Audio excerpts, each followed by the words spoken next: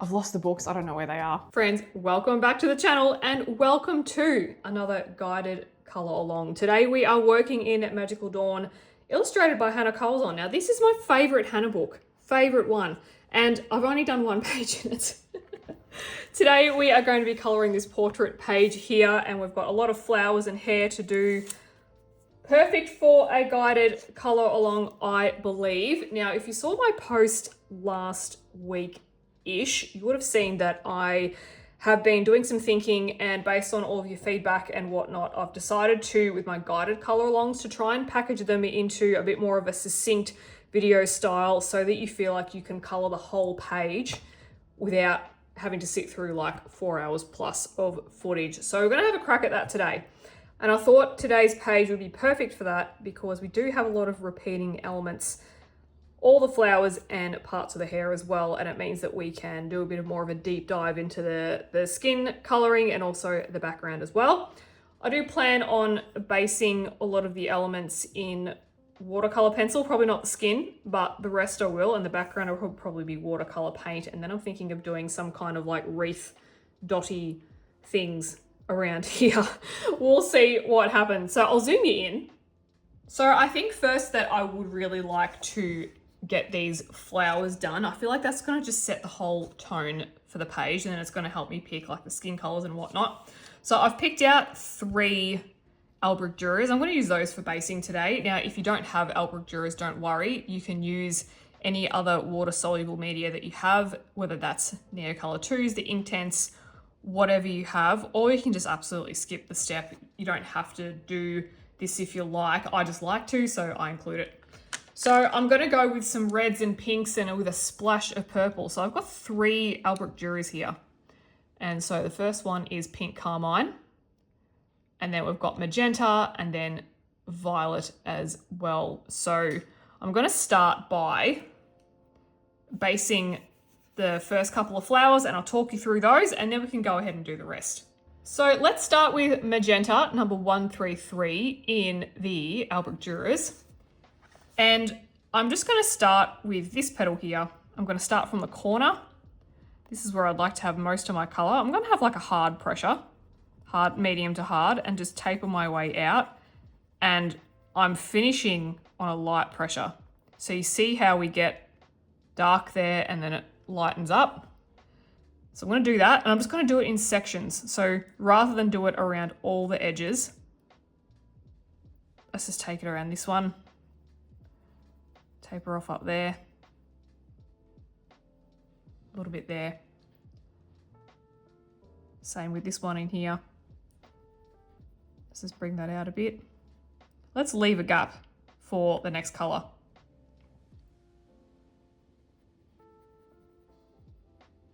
In here, and these little sections we've got curled over bits, so sometimes they can take a little bit of time for the eye to figure out where they are, but the more you color, the more they're going to come up. So I'll leave that one blank because I want to add other color in here. And the idea is just to place the color in random spots, and I'm going to leave enough space so that I can fit all 3 colors in, and I'm going to leave a large portion of the flower white because we can bring the color out. The idea is to have the deeper color more intense in the center, and we can just bring a little bit out as well. And for this flower underneath, let's go to the corner, medium pressure, bring it out to a lighter pressure. And you can see that as it gets lighter, there's like less color. And you can do like full leaves in the one color as well, if you like, just to vary it up a bit. It certainly doesn't have to be the same. It's not an exact science either. We're just changing the color up. Now I'm thinking for the centers, I really want to do glitter. So I'm going to leave them blank. And for the petals that are tucked in, let's go ahead and just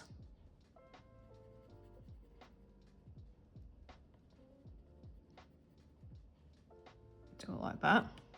Okay, let me demonstrate the next color. The next color is going to be Pink Carmine 127.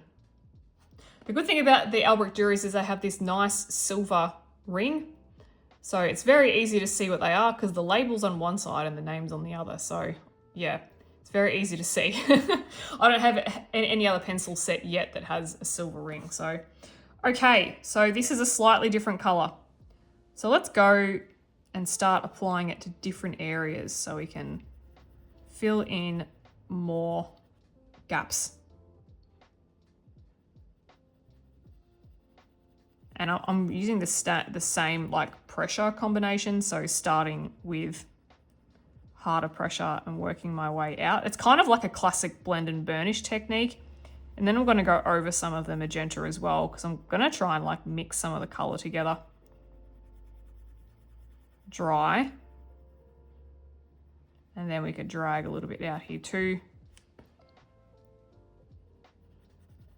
So I really do want these to be more reddy pink with a pop of purple. That's kind of the aim anyway, but I think always with this stuff, you kind of like you have your plans, but then you apply it and you just get what you get. So it's kind of like, yep, I would like to have X, Y, and Z, but we'll see what actually happens. And then like so, bringing it out, every leaf, petal. Keep looking at these at first. I'm like, they're leaves, but they're not. And we could even go halfway down and bring some out.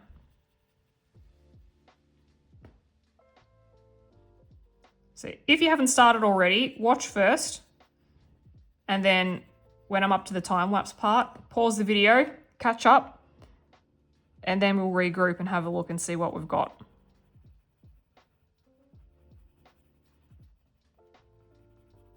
Bit of that too. Okay, let's grab our third color. And that is violet, number 138.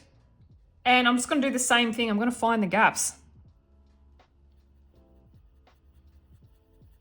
And I'm going to bring it out. Now, I'm going to overlap. Again, because I kind of don't want to have these like very polar opposite sections. I kind of want them to blend in a little bit. Arguably, when you activate it, you can blend them. It's absolutely fine to do that. That's kind of what happens anyway. So, okay, I'm running out of space. Let me just add in a little bit of purple here. Running it out of purple, out of space in my little shadow sections, which is fine. We'll just cram it in there. It all works. Like so. And this is a really good way just to map out where you want your dry pencil colors to go as well. And it's just going to act as a bit of a guide for when we add those dry pencils on top. I think I will use Prismacolor for the flowers because Prismacolor has very particular colors that are suited to this. Yeah, I've got some shades in mind and I know that Prismacolor have them, so I'll use those. And they're nice and vibrant too, but you don't have to use Prismacolor, you can use whatever you like. And let's bring the purple out, light pressure. See how you can hardly see it? I'm just going to bring that out into the areas that really don't have any color on them. So light pressure, bring it out. Like so. And if you wanted to, you could even go back. You could pick the other two colors up. And you could do the same thing if you want less purple. Maybe you don't like purple.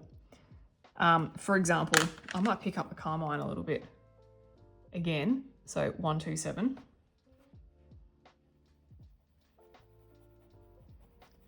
And just bring out a little bit because I just, yeah, purple is an accent, not the main one. You could totally have it the other way if you want. You could have more purples and less of this, but I think we're going to have more of this. And a bit there. All right. Now what we're going to do, all the flowers are going to be the same. So pause the video. And as a reminder, my three colors that I'm cycling between are violet, pink carmine, and magenta. I am going to time lapse through them so you can just see me get them done in like 30 seconds. These will be on the screen in case if you know that's what your preference is. It'll just be these 3 colors all together. It is a little bit hard to have everything flashing on the screen when there's a time lapse. It's not that readable. So you'll just see these 3 there as a prompt. So let's go and complete all of those and we'll meet back.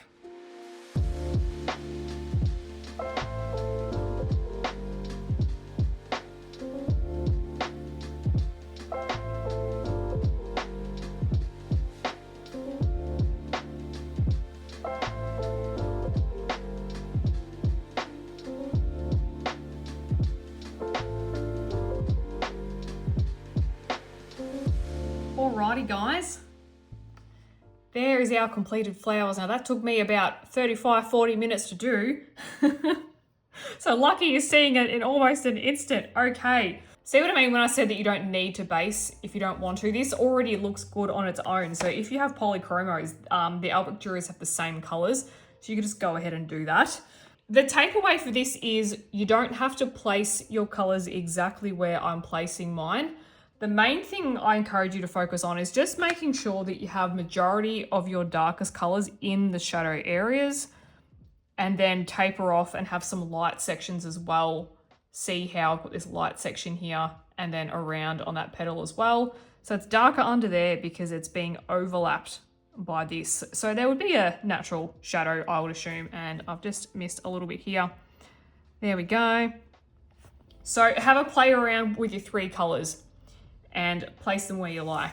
It's kind of, I don't know, I equate it to when I'm gardening and there's like so many weeds to pull. I don't like pull them in a row.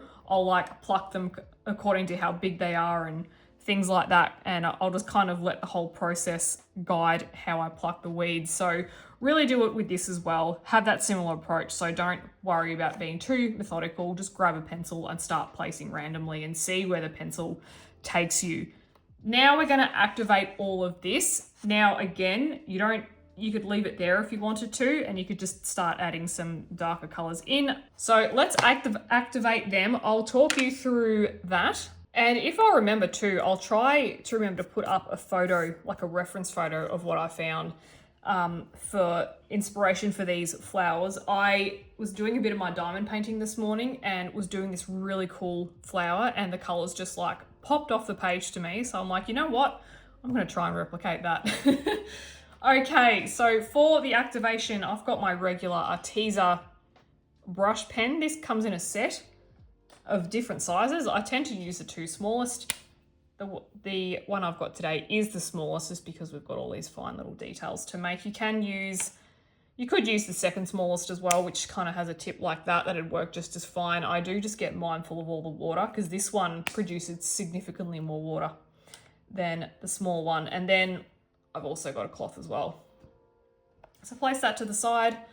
I am going to get this, I usually just run it through, wipe off a little bit. So I don't know if you can see on my hand here, if you can see that, but it's kind of like it's damp. It's not dripping. You can kind of see, yeah, that on my knuckle there. So, okay. Now I'm going to start from I'll show you 2 different ways and you can decide what you like. So the first way is you can go from where there's not much pencil and just scumble it and bring it down. And if we do that on this petal too, oh, these colors are just my favorite. And let's do this as well. Go from your lightest area, work your way down. I'm going to wipe off between, because I kind of want to keep some nice white gaps. So that's going from light to dark. The second way that you could do is go from dark to light. You are going to get more of a mixed blend. It's going to be a little bit more soupy, but sometimes it can be the kind of the vibe that you want. I certainly do change it up. So if we go here and just all the way out, so that's a lot more color there. It really does depend if you want to maintain your highlights or not. And if I just bring this out. Yeah, so see how that's different? A lot more white space, a lot more color. So it's up to you. Perhaps we could vary it. And maybe for this particular one here, let's go from dark drag it out into the light space. That can be a good idea if you've got, like, say for this flower here, I've got a whole lot of space that I haven't colored. So let's grab the initial color and bring it up. So that can be a good way. Depends what style you like. You could try both, but I generally go from 80% of the time I go from light to dark. It just kind of means that you've just got to wipe off a little bit if you get to a dark spot and you want to go back to a light part. Wipe off. Yeah, let's do a couple more. I'll drag that out here.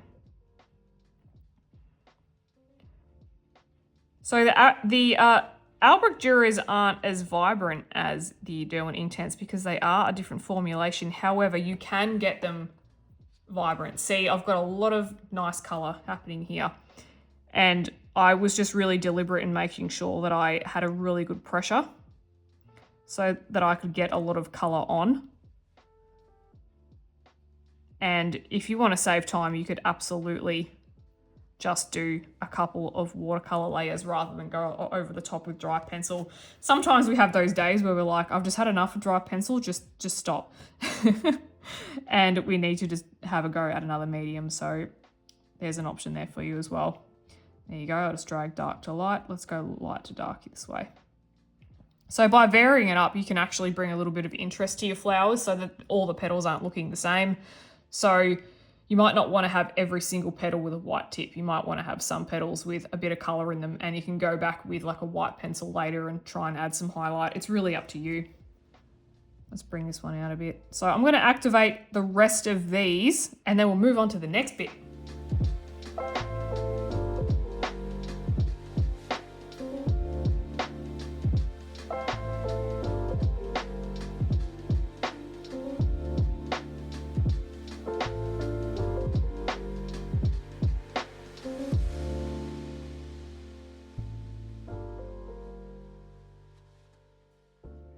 Okay, so I should have mentioned as well, as I'm just finishing off these last couple of petals. So I hope it's pretty obvious the way that I'm actually using my brush, but I'm kind of, see how I'm doing like circular motions to mix the color in?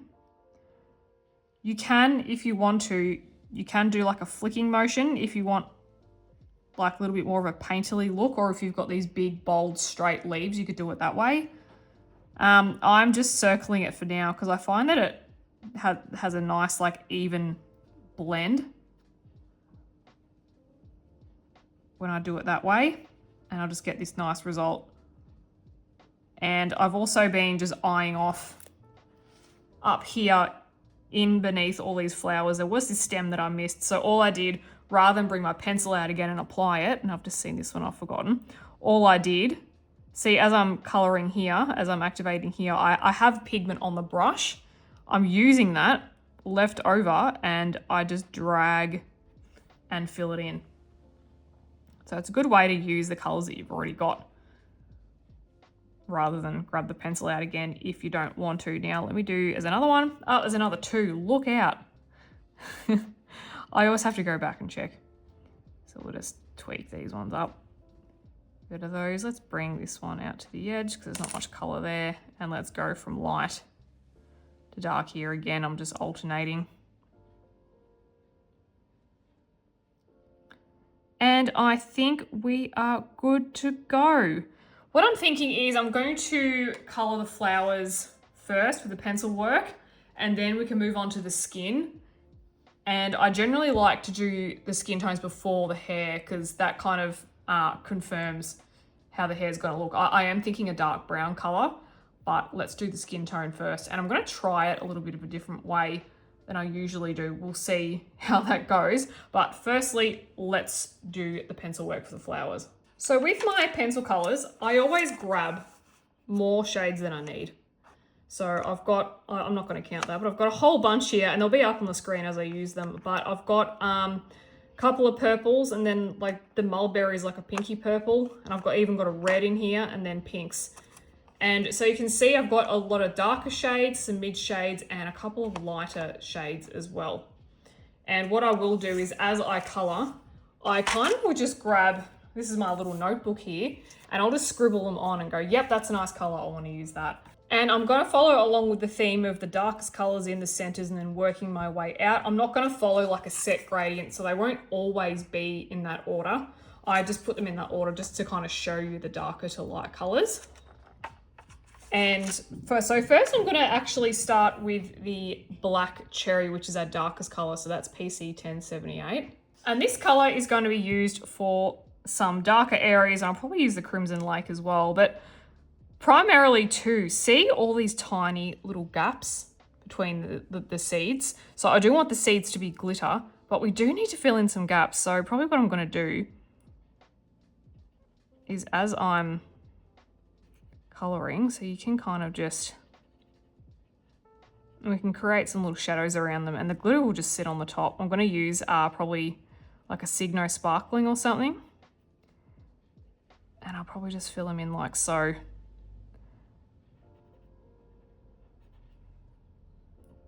And we can just create like a little bit of shading around if you wanted to. Because they won't be too noticeable when we colour them in once we add all the sparkle, but just every little bit makes a difference. So we could just go through and you can just start. This cherry is not, this black cherry is a bit of an interesting pencil, but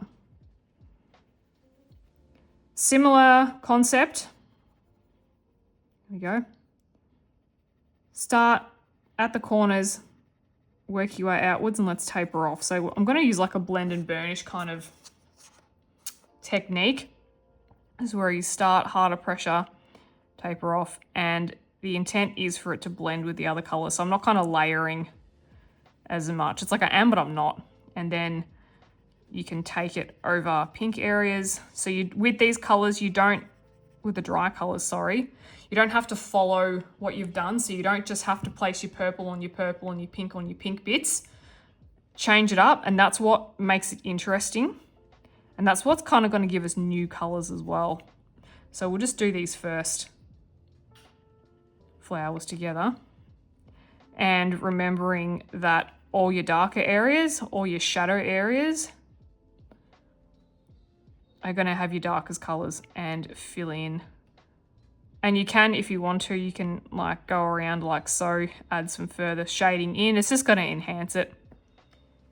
You could even do a bit of shadow underneath like that if you wanted to as well. It's probably handy to know if you don't want to add glitter, if you're not a glitter person. Which I hope I've converted you, and if not, why have I not converted you yet? I have work to do. And we can bring a little bit out there and do some of the edges as well. Bring that out, mix this black cherry in with all the other colors that we have. Bring it out. Sorry if you can hear my dog. He sounds like a squeaky gate. That's Ace. He wanted to go out, but now he's upset that he's out, and I'm just going to leave him outside. So, yeah. Sorry, Ace. And just do a couple.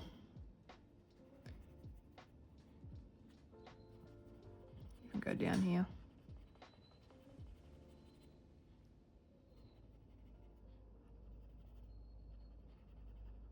If I can't get these dark enough, I think they'll be fine, but if I can't get it dark enough, I'll go and grab my Derwent Drawing grape color, which is like this, but it's on the roids. But that's all right. I think we're fine. So let's put that one down. Let's grab a red. Let's try that. And in case you're wondering why red, if we have a look at our color wheel here, red is a darker version of pink. And if you can see over here too, it's like, this is like the dark side. So yeah, red is pink. And you can see here that if I put the color wheel just next to all the colors that I've chosen, see I've got some nice neighboring colors together. So I'm using violet or purple, red, violet, violet, red, and red. So all of these colors together I'm using to create this lovely like color shift vibe. And I'm making sure that I have enough like dark colors here. So see this like edge, how it's really saturated and deep in color. And I'm also making sure that I'm keeping a little lighter areas as well, and all in between. So for example, if you don't like pink flowers and you want blue flowers, you could do it with this collection of colors. So these are called analogous colors, which is pretty much just neighboring colors on the color wheel. You can use them together to create some very interesting color shifts. So if you're coloring something like grapes, for example, you could use orange, but you could use all these to color grapes. So this is kind of what I'm going with today. If I kind of do that, there's my flowers there. Hence why I'm grabbing red, because red is in that. And the red that I'm using is Crimson Lake in the Prismacolor 925.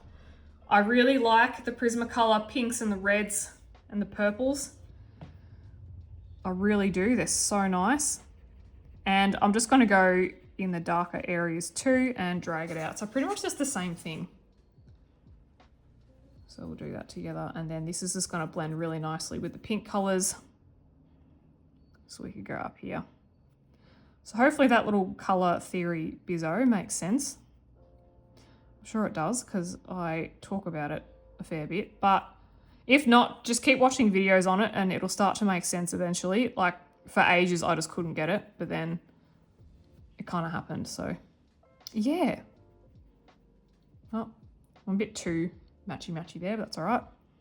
Plenty of more colors to go through. This color's really rich. It's just applying really thickly, which is good. That black cherry was a bit, how you going? But, okay. Not too much there because these other two already have it and I don't want like all my upturned bits to be red. So we can mix it. And so harder pressure, bring it out to taper it off like that. And where else could we go? We could go like a little bit here because it's in a fold, bring it out. Up a bit. Oh, my dogs are so noisy today. They're playing on the deck. Okay. We can even do a little bit down here. So blend that red in with the purple. Oh.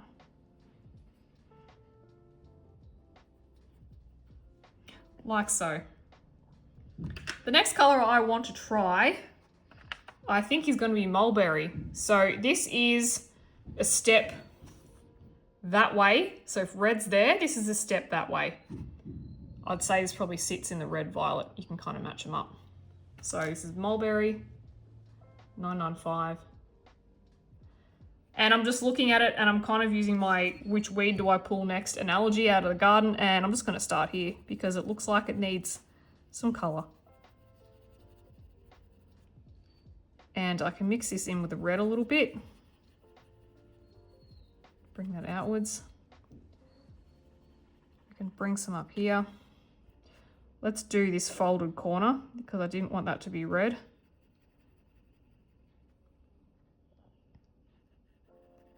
You bring some of this up like so. Up in this corner here, and you can just taper off. If you want to use light pressure, you could absolutely bring your darkest colors right to the edge. Yeah, just use dark pressure. Dark pressure, light pressure. You know what I mean. Oh dear.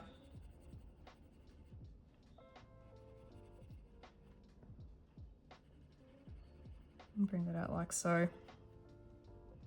Let's add a bit of mulberry in here. Oh, ant. I have ants everywhere. There's a nest. And I don't like it. Okay, where else could we add this?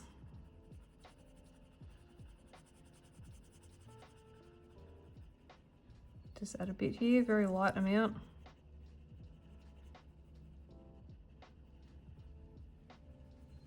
There we go. Okay, there's another color that I want to use, and that is pomegranate.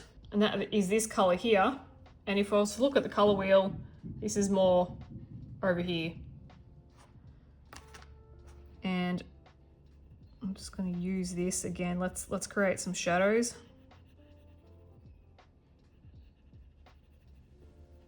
This is probably one of the last of the colors. Then I want to start bringing in some light colors. I do have a Dahlia purple that we could look at. We could just see what it does. So you don't have to follow where my pencil is exactly. Just use what you've done as a guide, but in terms of like dark colors and light colors, you can absolutely like put purples over pinks and vice versa. like I was kind of saying before. Or you can, if that's too much to think about it like that way, just put your purples on your purples. That's totally fine. It's your colouring page. You can do what you like. No rules. We're busting out.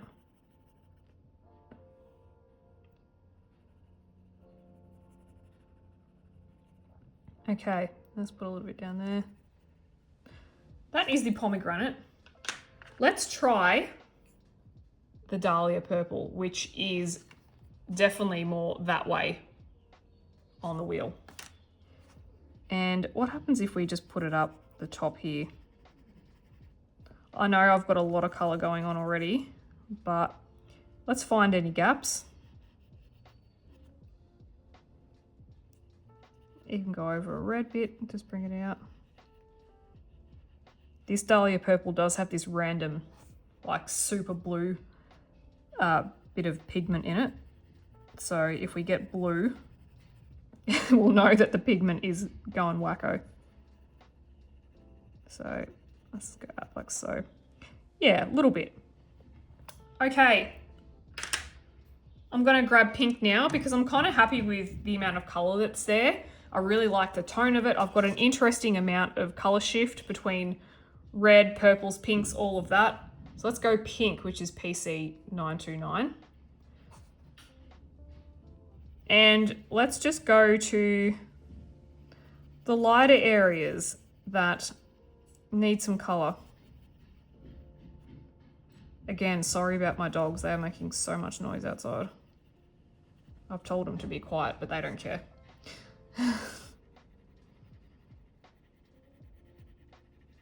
Okay.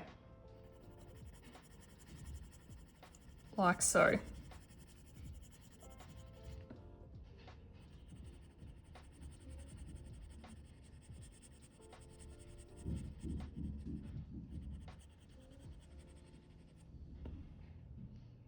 And we could bring some down here. So just filling in gaps of color, and notice that I am leaving sections because we're going to go through those areas with a white pencil. And I'll say I'm pretty happy with that. So I'm going to break my Prismacolor rule and I'm going to use a different white because I'm not a huge fan of the Prismacolor white, just to be honest. So I'm going to use my very tiny Chinese white, 7200 in the Derwent Drawing. Use whatever white you like, just make sure it's a waxy one. And then I'm just going to go like so in the highlighted areas, because I do like to have highlights left over because it increases the distance between the darkest colors and the lightest, and the more of a difference you have between your lightest color and the darkest color on the page, the more interesting and the more variance you're going to have and the more dynamic it's going to look. It's kind of like if you were to listen to a song or watch a movie and listen to the music score, and when there's lots of different types of songs, when there's fast parts, quiet parts, loud parts, it all adds to the dynamics of what you're listening to. It makes it more interesting, whereas if everything was just super dark, after a while it'd be like, ugh. So yes, good to keep the variance of color in, of saturation. And I'm pretty happy with that. There's the first flower done, so you can see the difference. So if you're after like a more pastel-y look, you could just kind of stick with layer 1, or you could do layer 2 as well. So I'm going to follow the exact same process for the rest of the flowers. And just a note, I did not use 2 colors, which is fine. So I always pick more colors than I need, and then I have some that just don't get chosen, but you could totally use these if you wanted to. I just didn't want to have too many colors. So I'm going to go ahead and complete the rest on time-lapse mode.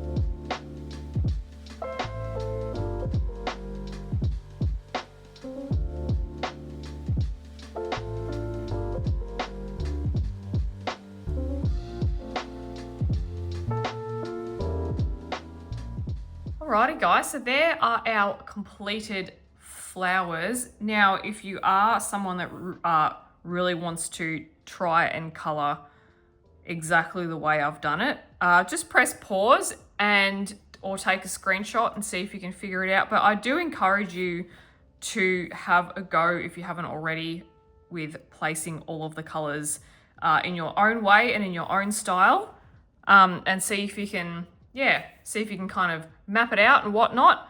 Now we're going to move on to the skin, I think, before the hair. And I'm going to try a little bit of a different approach today. I'm going to try using a very Christine Curran inspired set of colors, and I will show you what I mean by that.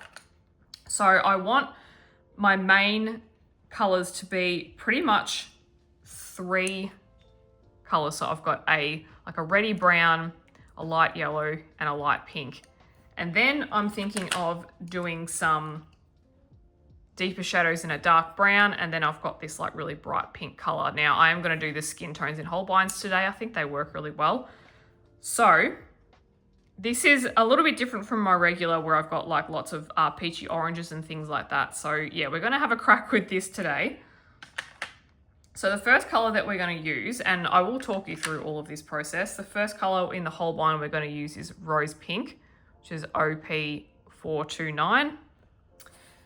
And I'm going to start with the cheek area, and I'm just going to start from the corner and work my way outwards. And this is just going to be like a light layer. So I'm going to do lots of layers of these 3 colors. And my pencil is sharp, but it's not too sharp because I kind of want to have like a really soft pencil stroke. This is how I am liking to do it lately. So let's get everywhere on the cheekbones and down further. And we're going to use the combination of the 3 colors to kind of make new ones. That's the attempt anyway. That is the attempt. So you don't have to use Holbeins if you don't have them. You could just find a light pink. Feel free to use any go-to color combinations that you might have as well. Under the nose. Yeah, so you don't have to use this one if, you know, just using a brown, pink and a yellow is a bit, you know, not something you're willing to try just yet. It might be a little out of your comfort zone, so feel free to do whatever you like.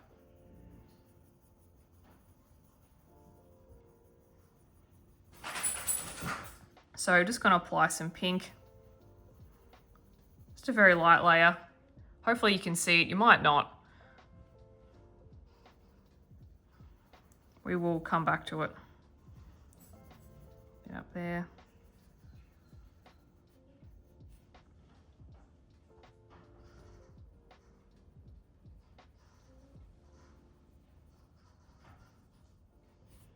And if I don't like it, I can just keep tweaking at it until I feel like I've rescued it, so that's fine.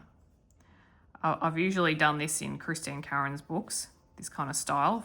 Been following some of her illustrations, but to do it myself in a Hanna Karlzon one's a little bit different. But I'm looking forward to the experiment. I'm willing to have a crack. And I think that's a really important thing about our colouring, is you just got to get in and have a go.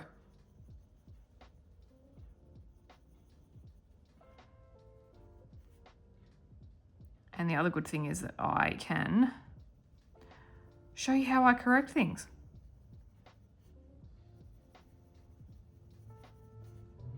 If something goes a bit haywire, because it always does, doesn't it?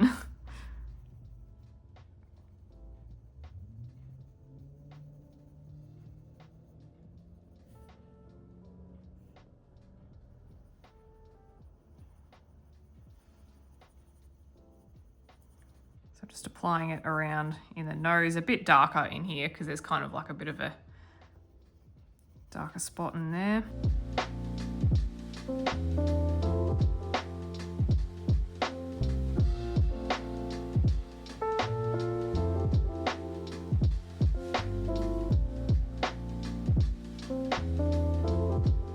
Okay, now I'm gonna grab my brown color, which is Cocoa 0P098. This is kind of like a, in Prismacolor, like a burnt ochre kind of color, if you are working with Prismacolor. And I'm just, now that earring, what do you reckon? That looks, yeah, we'll get back to that, but that looks see-through because there's, oh no, there's hair. Just wondering if that's a hole or if that's like a panel of the earring. I'll figure that out later. Okay, so for now I'm going to start from the edges, bring out some shadows. I'm going to go lightly. Now, from what I remember when I've done this, it does look a bit funky until the last minute, so bear with. Maybe you want to watch me first.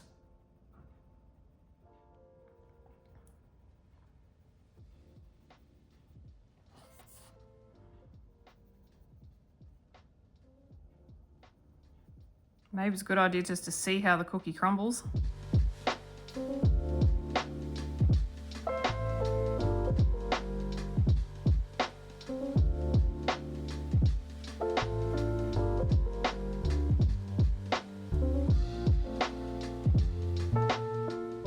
Trying to go like feather strokes around here. You can see my nose area is looking a bit streaky, but that's all right. The more layers I add, it'll probably even out a little bit. Because they do tend to do that at first. They can look a bit streaky. Then we can fix it up.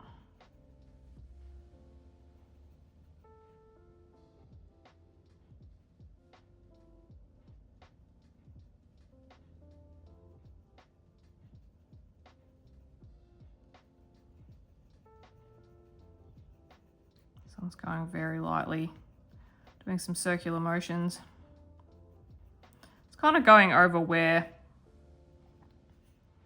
the pink bits were and just bringing it out a bit. So starting further back.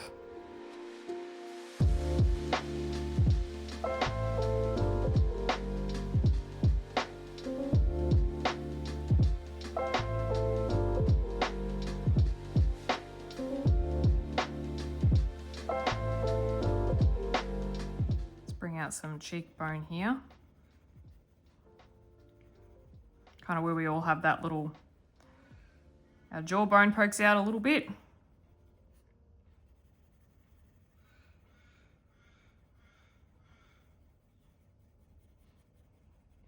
And I'm not going to bring it right to the edge because we can have a bit of a, like a glow down there. We can aim for that.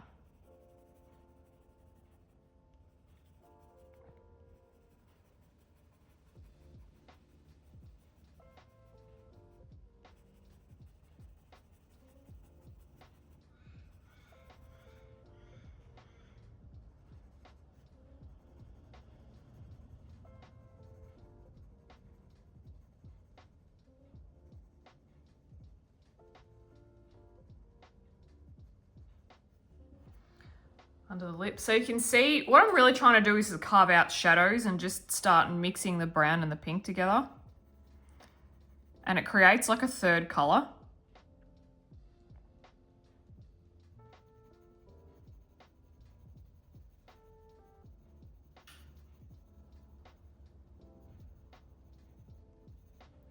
And then what I want to do when I want to get to some details, and I can really sharpen this. So you can see like it's at a point, but it's not like sharp.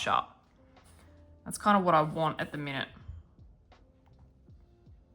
The general rule of thumb is to always have a sharp pencil, and I think it's good to do that when you're learning, but you can start playing around with different, what's the word, like, yeah, different types of points on your pencils and see what you like.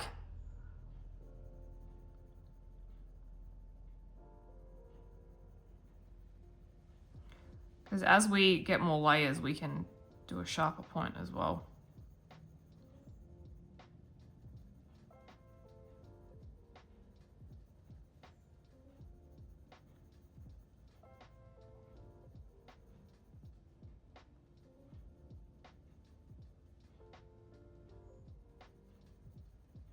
Yeah, I'm just doing like feather strokes at the minute.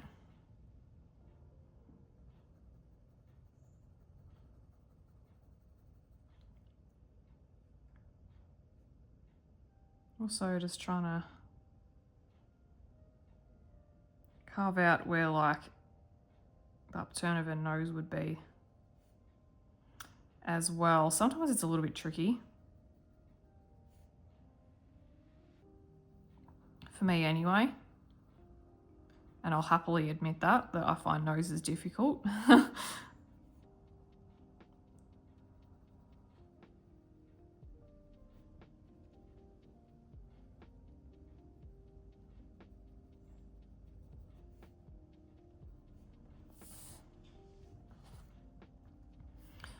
Let's just grab onto, let's do some of the neck while we're here. It's only a tiny little bit of neck, which is nice.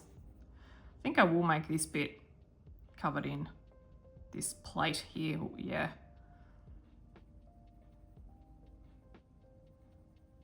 Because I feel like we would have seen like an ear or something, or like at least the jawline up there somehow.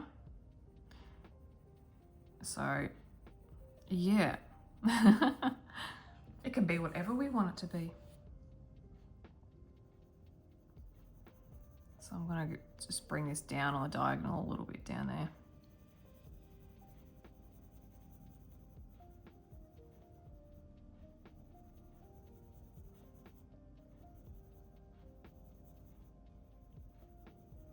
So I think one of the main reasons why I'm trying this like yellow, pink, brown combination is because sometimes it's a really good exercise to try using less pencils. Because I don't know about you, but sometimes I can get very stuck in having a skin tone and I've used like 10 pencils for it. And I just am really excited about playing around with the possibility of less if I can. And it is a skill that I'm going to need to learn over time. And it won't always be something that, you know, I'll be in the mood to do, etc. So yeah, I really felt like I wanted to give it a go today. And we can, yeah, we'll certainly add more pink. I'm definitely not done with the pink.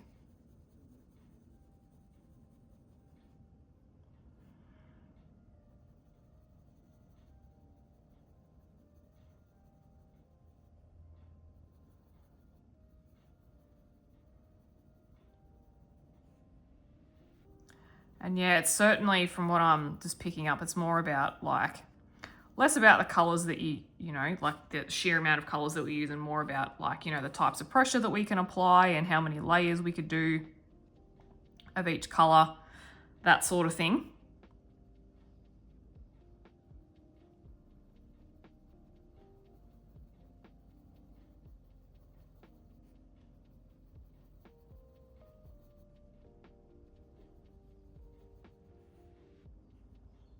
Okay, what we now might do is start adding some yellow. So, well, cream, OP127. And I'm just going to start bringing this out. This is quite a light yellow. We could go a dark yellow if we wanted to, but I feel like I just want to go with this one for now. And we can change it up if we need.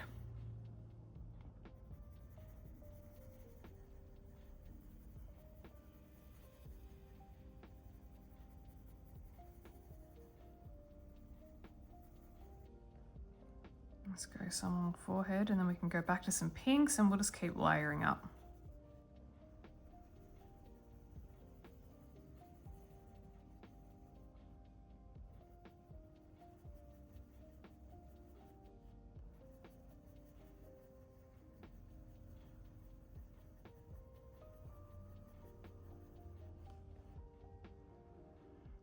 I feel like it's a little bit hard with this nose when it's on an angle, because it looks like it's pointing that way and I would have the, you know, the highlight there, but naturally it might be more in the center, but I feel like it's going to make the nose look off kilter. So I'm going to have to just think about that and figure out what I want to do.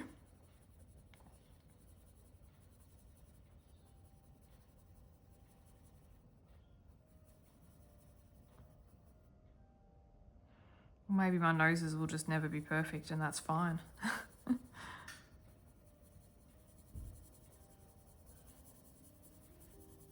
This might look a little bit yellowish for now, but we'll get more colour in, I promise.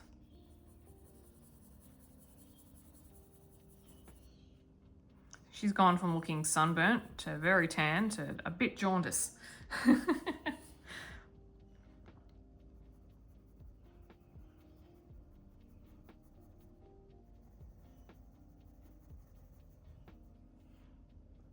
don't know, I feel like I've just been doing portraits for, I mean, a number of months now where I just feel like even if I'm looking at things and they're looking unpredictable, I'm kind of like, oh, it's okay, I'll be able to fix it. I'm not stressed about it.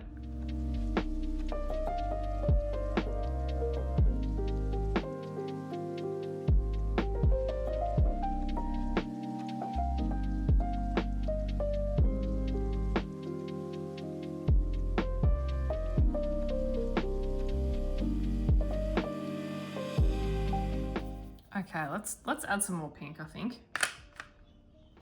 So back to the rose pink OP429, and I'm just going to work more on the cheeks.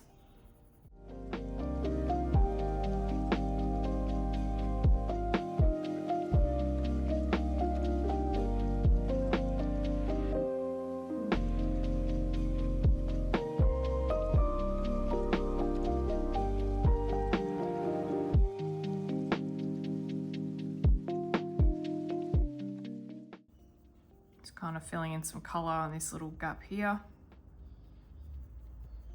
Still a light pressure, but I'm not like feathering it anymore, but it's still fairly light.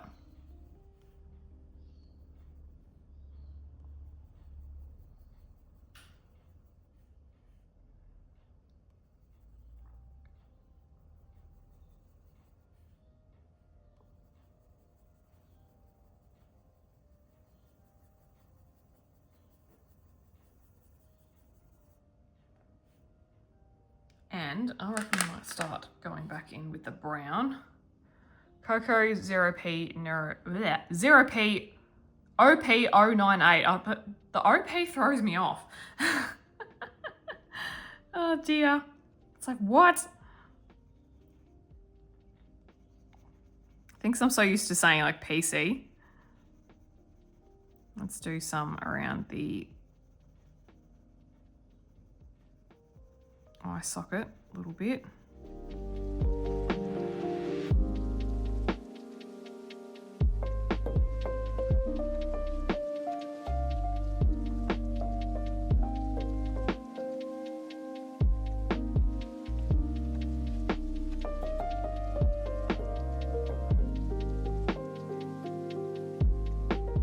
Starting to look like a skin tone, which is nice. I mean, like, I don't feel like I have to go for 100% realism. I'm not really worried about that.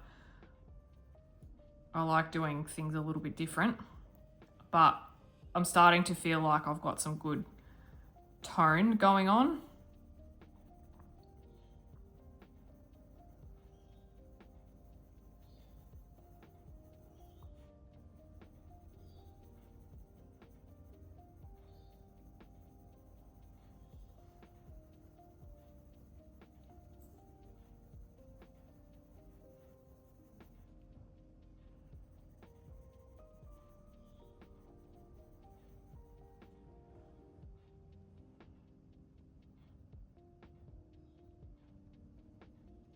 Like feathery around here, just a little bit around the mouth, just really lightly.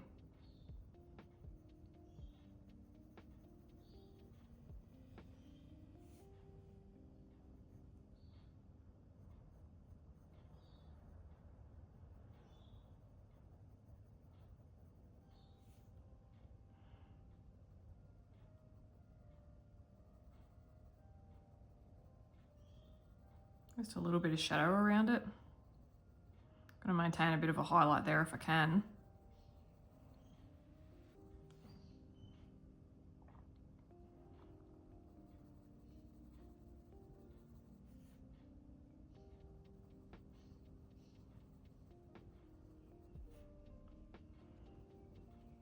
Drag it out a little bit. She's starting to look like she's got this like pudge there, so I'll just fix that up, bring the brown out a little bit.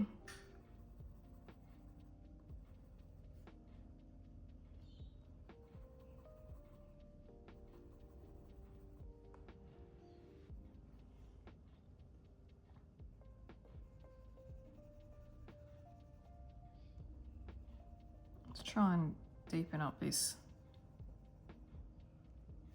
nose shadow a little bit. Let's see if I can figure this out. I'm not sure. Maybe like that a little bit. Bring it around. Potentially, yeah, potentially. Gee whiz, noses are hard.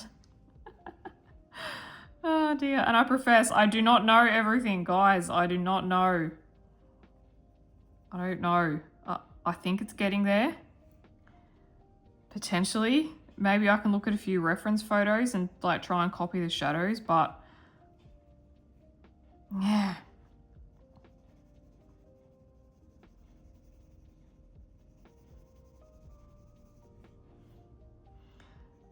Lol.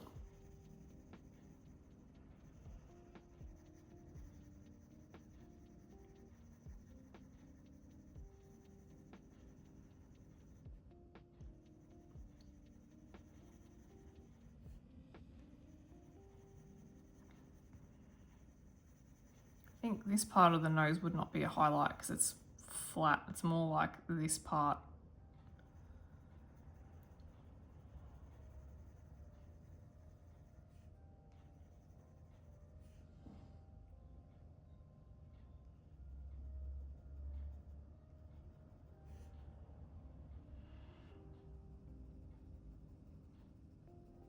I'm just like trying to carve out bits that I like semi kind of know, as I can start to see a little bit of shape forming.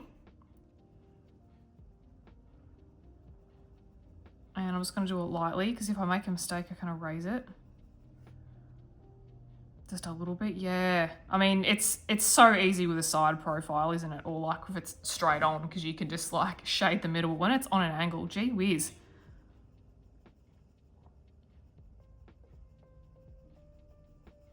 So I reckon like the bulk of this video is going to be me working on this face. Oh dear. Go in a little bit with that. You could kind of, like, she might have this kind of bump maybe. It's getting there. We're getting there. I'm not totally hating it now. I think creating this helped. And we could accentuate more of that with the pink. And I kind of, sometimes I like unfocus my eyes as well, and that kind of helps me see things on more of a macro level. It helps me not look at the details, and then I can start to see like, you know, what the overall structure of her face would be and what her nose would be, and that tends to help a little bit. So yeah.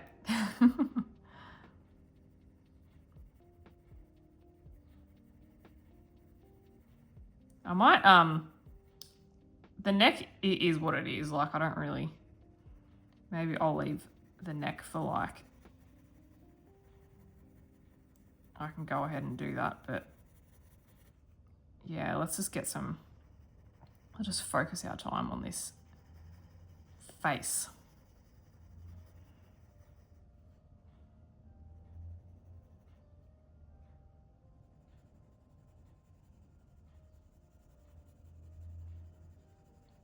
Let's get some brown down here.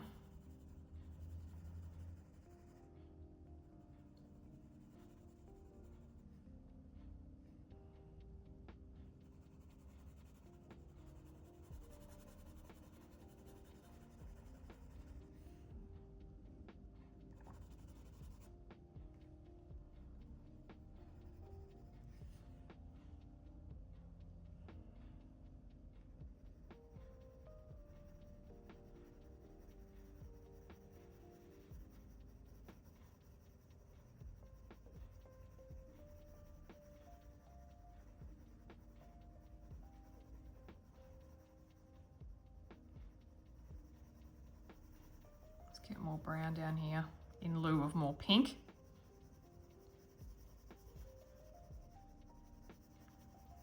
I like the yellow for highlights. It's like, it doesn't have to be the bulk of the face. The bulk of the face can be brown and pink. And the highlights can be the yellow. There's like this subtle glow effect. The other reason why I kind of like doing the yellow, pink, and the brown is because it helps my skin tones not look as pale. I think sometimes mine can end up looking very pale, and it's not it's really not a criticism at all. There's so many times where it's a pale skin tone is called for. Yeah, so it's like not that at all. Don't get me wrong. But yeah, I sometimes feel just getting a little bit darker because I think naturally, like even just looking at my skin tone compared to hers, like it's a bit more realistic. I just don't have as much yellow. So I'm going like a little bit fantasy with hers, but okay, we can do like a nice, I like this eye. This eye, what I'm gonna do, I'm gonna erase a bit that I didn't leave white. So see how we can just, you can kind of create this little shadow under there, and gee whiz, these Holbeins are good for that. Oh my gosh, you can get so much control. I like them. And let's not do too much. But we could even start trying to do a bit of that here. I still wouldn't say, like, I'm not pressing hard still. What about, let me get an eraser. Oh, this is on the end of a pen, on the end of a pencil, and I'm gonna, oh, put it back in. I'll just flip it over. It's got pink on it. Let's get a freshie. Let's try and erase some of the pencils so that I can get this white line. That's better. Okay, put that to the side.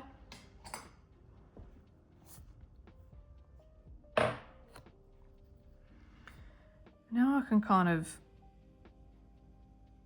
match the eyes up. I mean, not like, I don't really go for hyper realism, but I kind of just want to have some level of like, oh, that's interesting to it.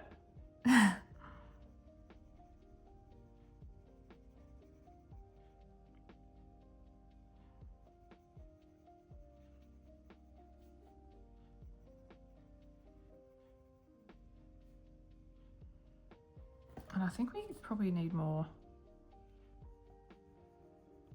depth in the eye sockets too, maybe, if I can do it without, because often I aim for it and then I just doesn't work. And I regret my choices.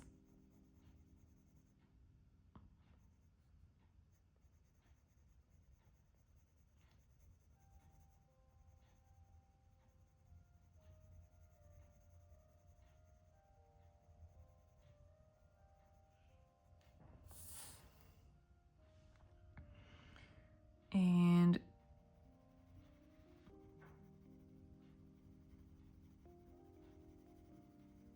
little bit around here, but it kind of tends to taper off here, so we can just be a bit, we can create like the bit of the temple here. Bit of something. Like if you look at your own eye socket in the mirror, we do have this little bulgy outy bit here, so I'll just stick it there.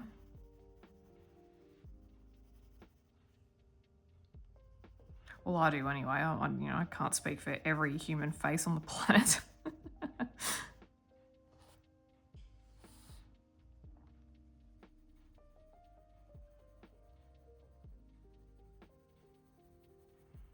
Let's bring out more of the brown. I'm almost at the point where I want to sharpen it because I want to, get more colour in, and we can always bring in some other colour too, but I'm not quite done with the pink, I don't reckon.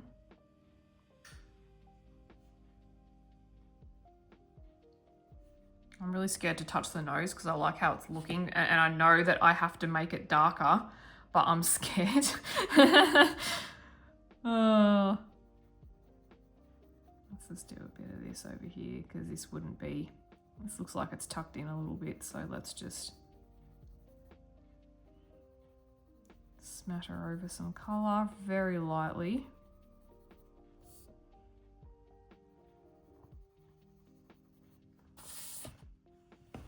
The thing I like about this exercise too, it's like we learn our colour theory and how like mixing colours works, and how, you know, mixing pink and brown can create peach, and adding yellowing can create peach as well.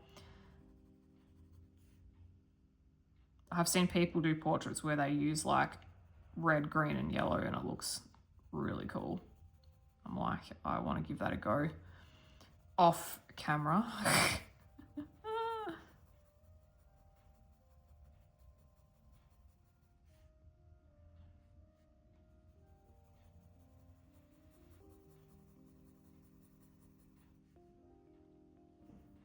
Okay, let's go back to our pink, rose pink, OP429. I need to do more around the forehead. This is getting quite blunt. I might sharpen that. And I'm still using a light pressure as well, circular motions. The whole idea of the exercise is you keep adding layers until you're happy with the amount of colour that you have.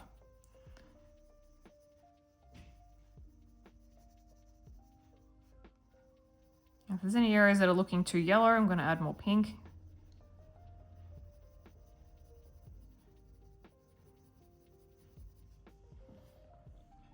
Maybe some areas I need more yellow.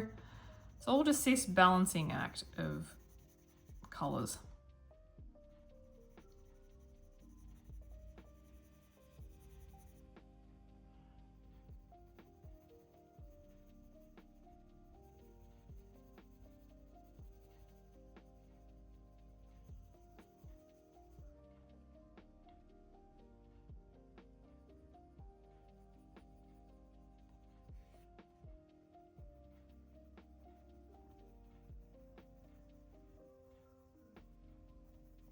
We can even just bring the pink over the yellow and just like do a couple of layers or something. I want to have more pink in here.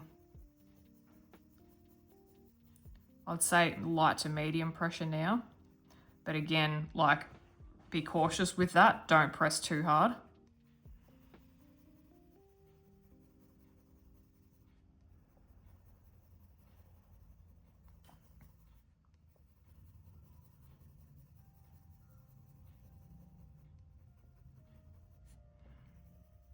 We can bring the pink up even further.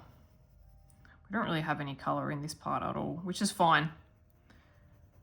It's kind of a nice highlight area, but I would like just a little bit of pink. If we go light enough, we can put pink in there without like closing up the gap too much. And then you can, so sometimes if you feel like you're looking at your picture and your strokes are looking very up and down, swap your angle around, go the other way, and it's gonna like cover it up.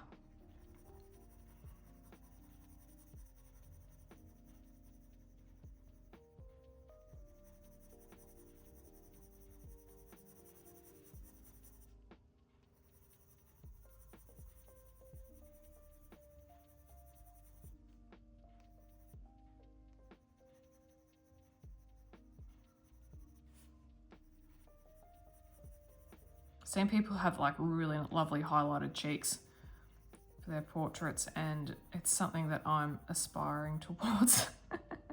But I don't feel like I need to get it, you know, perfect just now. I mean, like, I'm tempted to think that way, but there's no point. I'm not going to achieve anything. I'm just going to feel bad if I think about all the things that I am not, you know, perfect at. It's a bit silly. So we don't think that. Sarah. Do we? No. If you can hear my stomach rumbling, it's because I'm hungry. And I'm filming and I'm hungry.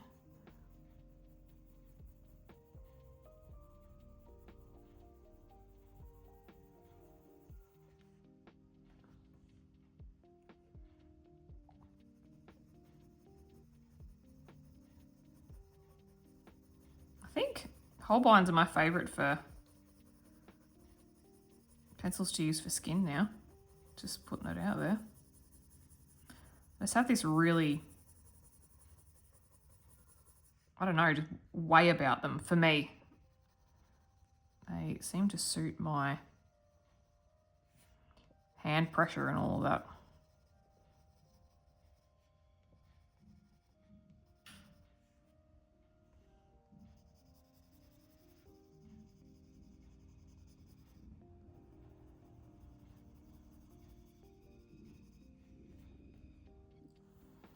What I have noticed is I'm starting to get this line. I don't know where that's come from, so I'm going to try and fix that. I've obviously done it, but I don't know how.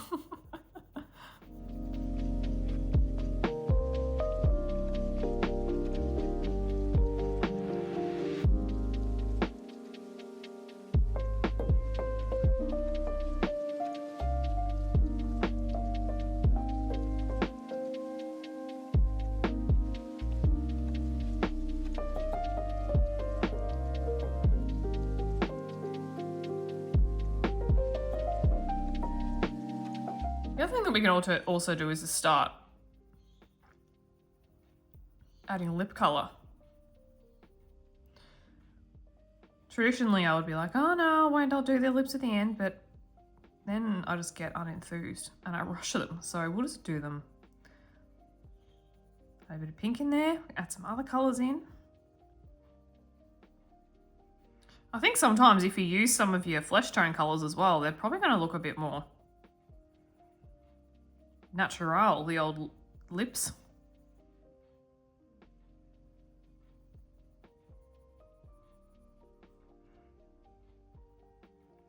I'll add a little bit of pink here.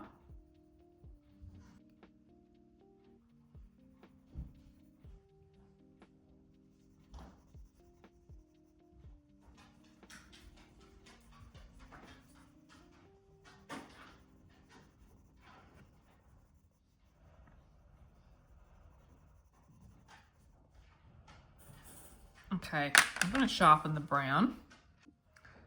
Okay, and that is the Cocoa OP098. And now that I've got this sharper, I'll start using it a bit more strategically.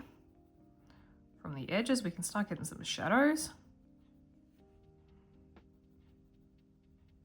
I do have darker brown as well that I'll probably use just to accentuate things further. But we'll start with this colour and for these areas here.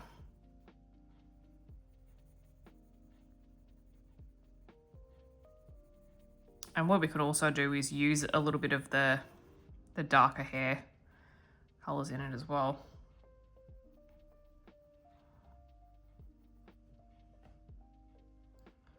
To here.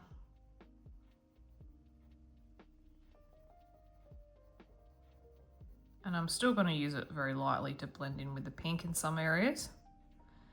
And let's add a bit of a shadow under this side of the headpiece. We don't need to add the shadow to every single side of it because it'll look a bit weird. So we'll just do it underneath, I think.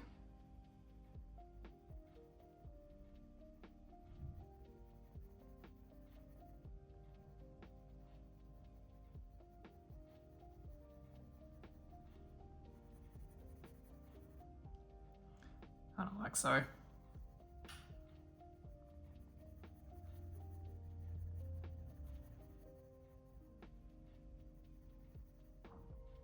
Bring a little bit down.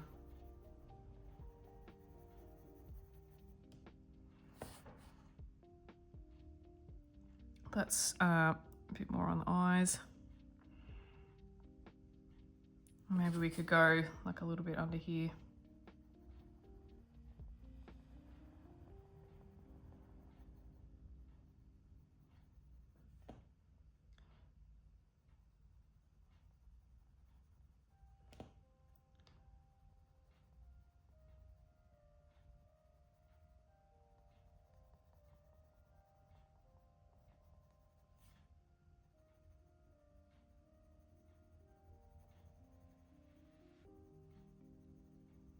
Kind of using like a medium pressure now.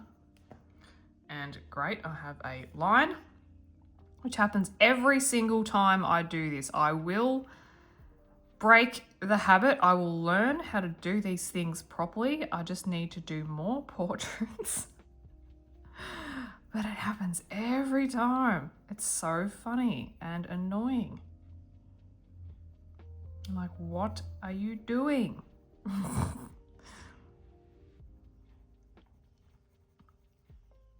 So that scene out of Madagascar where he's like, how long is this going to take? It's true.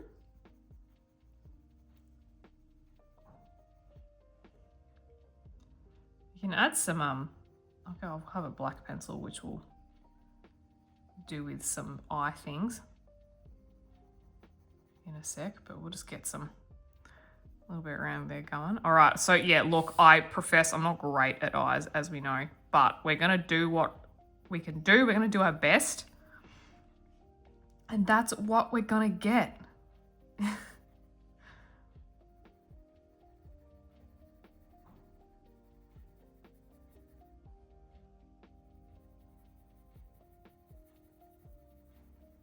Okay, let's use this darker color for a little bit of like cheek, any bit action. You know what I mean? When your cheeks, like this part of your cheek pokes in a bit. I mean, mine depends on how inflamed and puffy my face is, but most of the time, I've got this itty bit here. Oh, lol. My line's back. Let's try and move my pencil around a bit. Let's bring a little bit down here.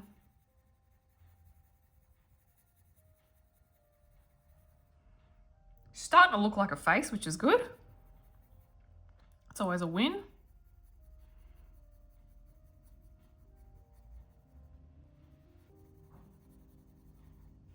Haven't given the chin much attention. All the lips with this brown, so we go ahead and do that.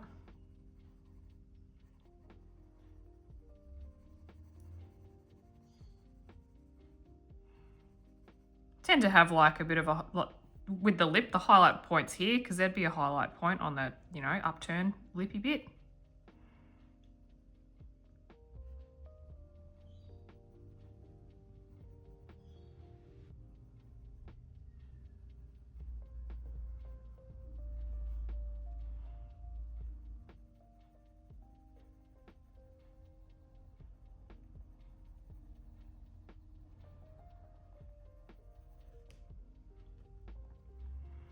I will darken these lips up. We'll add some color to them.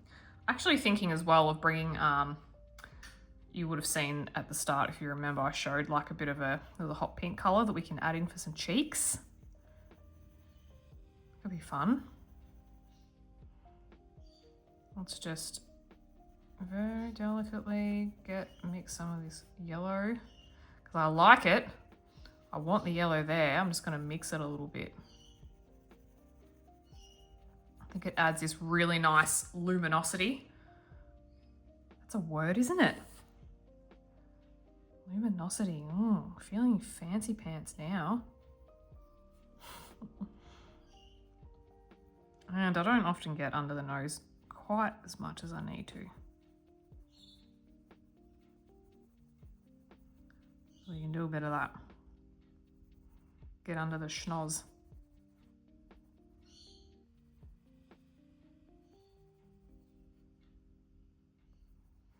All right, we're getting there. Yay. I'll finish off the neck in a time lapse. We won't worry about that.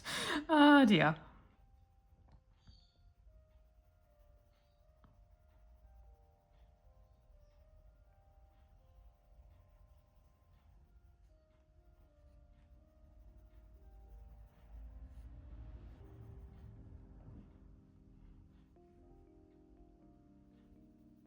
Just get a little bit down here. I feel like we need a bit more up here too. I'm neglecting this part of the face.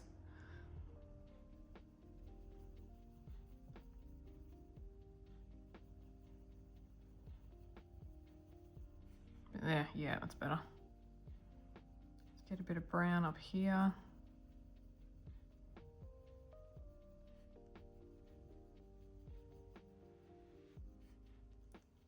more colour in there. The nose still needs work. I'm just, oh man, I've just got to bite the bullet. I've just got to do it.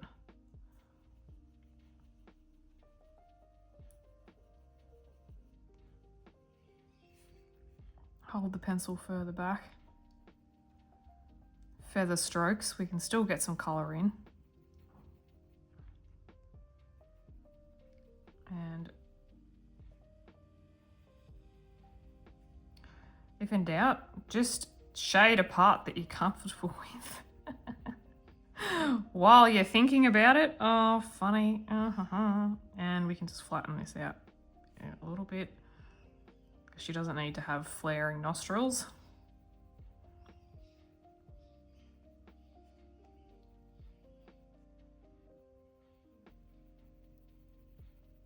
And get this looking a bit darker. This looking a bit darker. Blend that in. Sorry, I'm probably mumbling now. You're probably like, what are you saying? This is supposed to be a guided colour along, not a mumble colour along. What are you doing? What do you mean? A little bit there. Let's go up here. Just a smattering, just a little bit, just a tiny. Okay. Whew.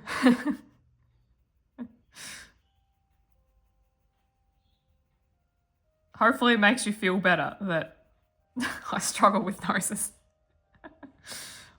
The face is looking good though. I'm liking it. A nice warm tone that goes well with all the warm colours that we're going to have. I'm thinking for these flowers too, we can use metallic watercolours for some accents. Because we like a bit of that. Let's do a bit of cheek. A bit more cheek down here.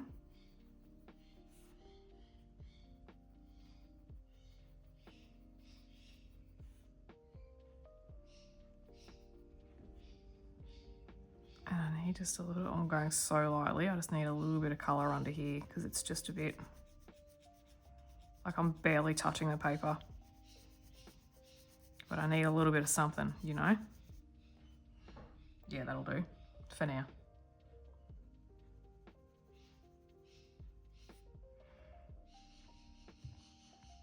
And we can even just, I'm putting the pencil like over the line. Tiny bit. 1%ers here, guys. Bit up here. Let's just mingle this in with the pink, and we'll add more pink to that too. I'm just gonna get a bit more coverage.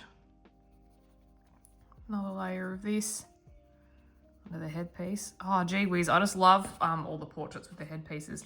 I kind of imagine this to be part of that headpiece somehow.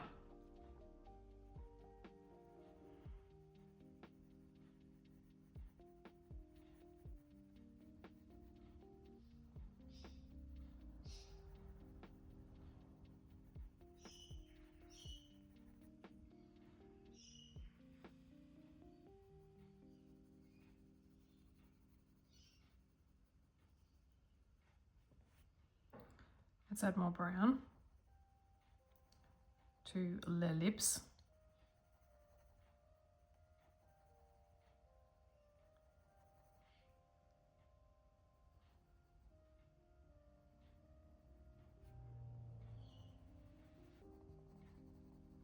Now, yeah, I'm not worrying too much. Like, I'm not going for, you know, the Kylie Jenner lip kit or whatever it's called. Whatever the young people are into these days, but just something, a bit of something. A bit more on the chinny chin. And it is a highlight area, so just a whisker. Yep, there we go, that's enough. I think, I'm pretty sure I've said this, but one of the advantages of, again, just using 3 colours is that you're focusing more on like how much you apply, not necessarily what you're applying. And that can be the benefit of like not using like a skin gradient combination, which is, it's kind of like a go-to of mine. So yeah, I'm really trying to branch outside of the box. Now let's try Azalea OP448 for a little bit of blush. And it's not very sharp. I'm gonna leave it like that and see, but I'm tipping that I've got so much pigment in that I'm gonna need to have it a little bit sharp. So we'll do that. Again, I'm kind of experimenting lately of like, you know, the different sharpness and blunt ends you can have on your pencil and like what different effects you can get, because you don't, yeah. Like I was saying, the general rule is to always have a sharp point, but I'm always like, know the rules and then break them. See what you can come up with. This is looking like a nice subtle color. We'll just get a bit more. I'm like light pressure still. Could go a bit hard, but I don't want to. Maybe a bit more medium here.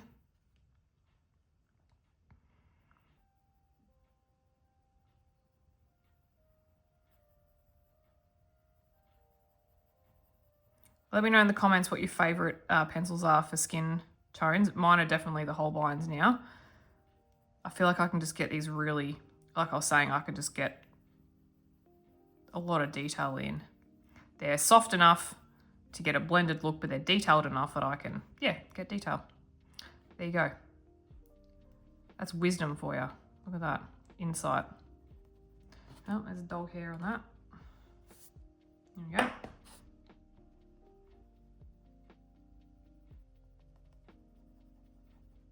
I'll press a little bit harder here. Get more colour in.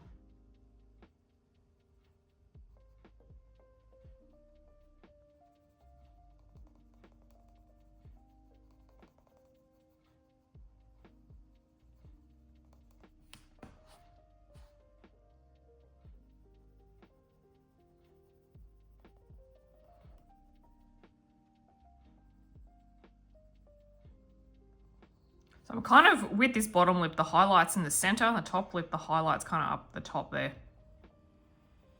Doesn't always work out like that, it's just what I'm doing here.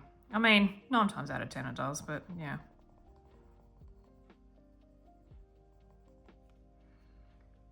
So it'd be cool if I could get, yeah, like her makeup and stuff to match the flowers a little bit, but like it doesn't need to be too much. Like I don't want to, I don't need Christina Aguilera in the early 2000s. We don't need that as much as we love that era of Christina.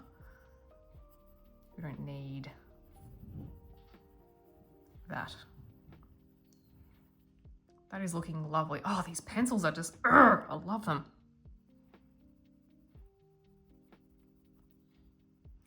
And if you've watched a couple of my videos by now, you would have seen that the Holbeins have just mysteriously made an appearance. Yes, they have. They have indeed. A little birdie had a set and didn't like them. And so a little birdie sent them to me. And now I'm using the little birdie's pencils. So thank you, little birdie.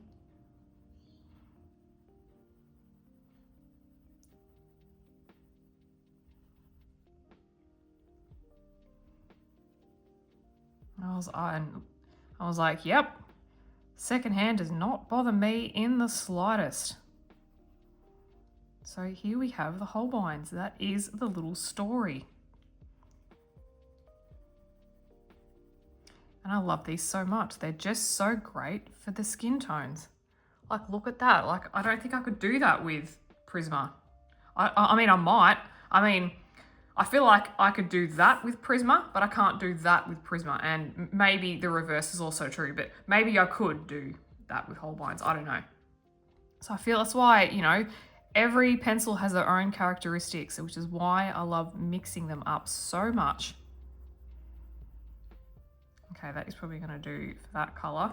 Ah, this is looking great. Okay, we've still got some adjustments to do. What we're going to do now is go on to Sepia, which is OP182 for some shadows. And it is kind of a similar color that I want to use for the hair as well. And so we can start with some lippage. I do love a pinky brown lip.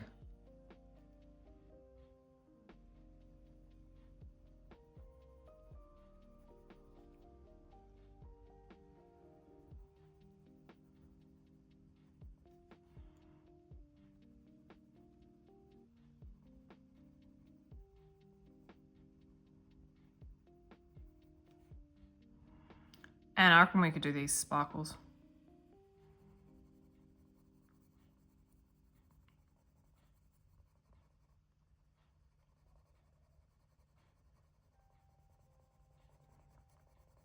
And here. Yeah. Loving it. Okay. Let us do under the nose. In the nose.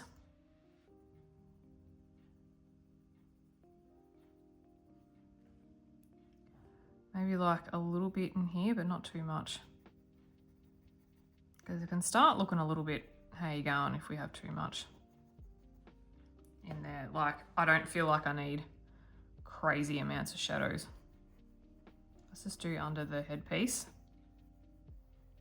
Did I show you what this was? Yeah, it was Sepia 182, yeah? Sorry if I didn't, I thought I did. I forget. It is on the screen, but I do like to show as well. So you can, like, it can kind of help you see the color if you're not using Holbeins. You can be like, oh, that's kind of like a dark umber in Prismacolor, or Van Dyke Brown maybe in Polychromos, potentially. So I'm just going to do just a little bit of the shadows up here at the hairline.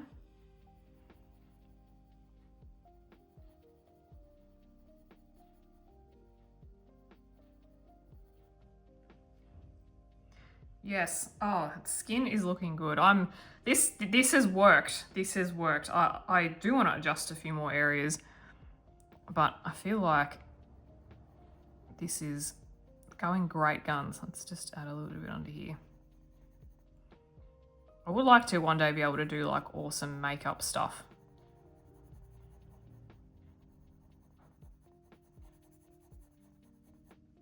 Other eye. I always forget the other eye, and then one is like panda and the other one's like stark.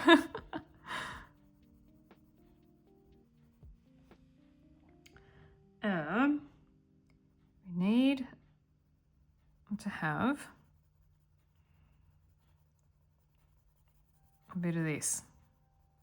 If I can get it. If I can't get it, it's fine, but I need a bit of something in the eyes. They're looking a bit bare. Easy does it.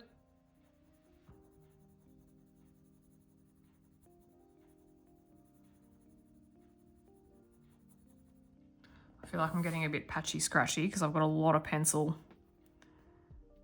on here already.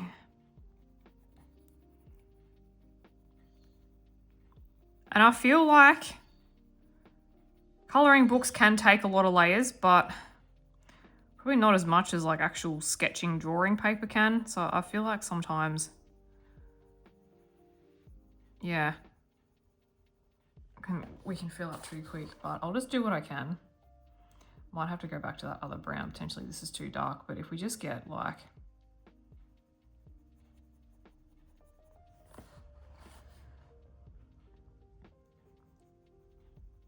around here-ish.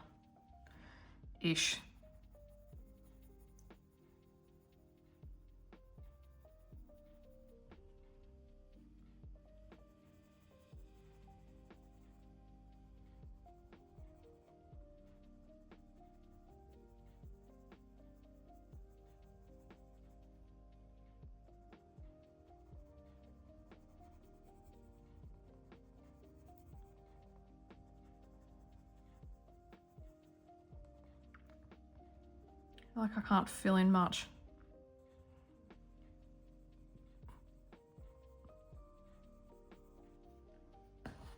I mean, it's fine, but like, I would like just a bit more color. I'm having trouble getting the color in, so I'm just going to keep trying.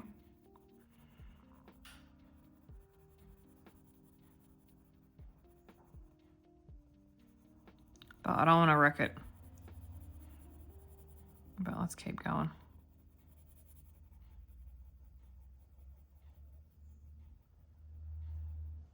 We're getting there with it. Yeah, just a little bit more would be good.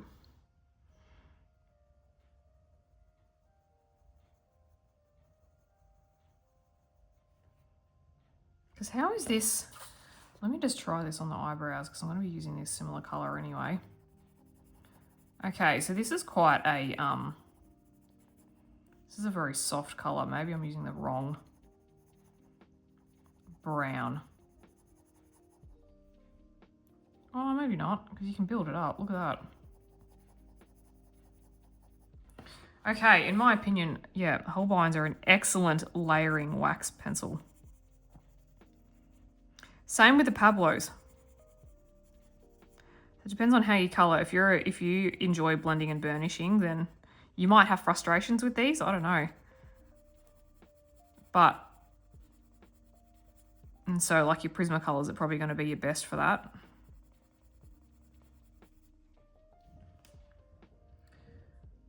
Okay, let's get a bit more down here.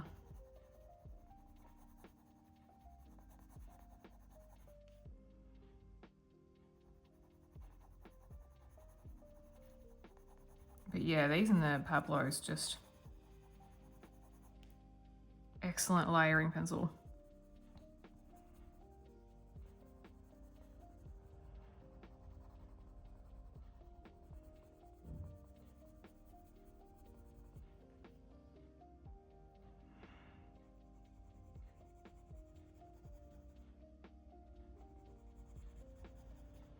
So maybe we can just, that's all right. Let's not add too much because let's see if we can add more of the brown, potentially the lighter brown rather than this one. Because I'm probably going to give it the wrong tone and it might just look a bit dirty. So that's all, yeah, looking a bit, that's all right.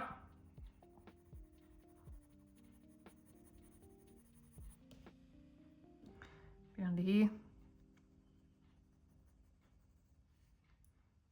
More under the nose. And the septum ring. I tell you, that'd be painful.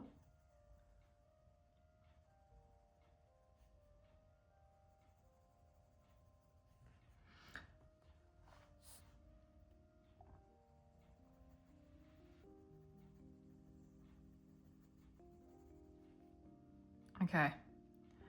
We could just do like a little bit of this needs to be here, just like a little bit. We don't need a whole lot because we don't look, you know, look like a clown. But I want just like a little bit.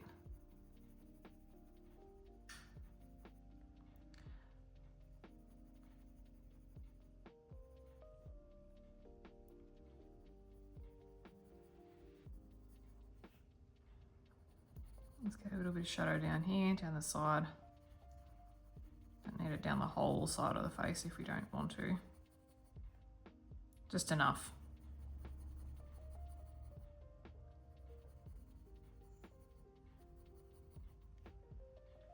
Just enough for a bit of a shadow.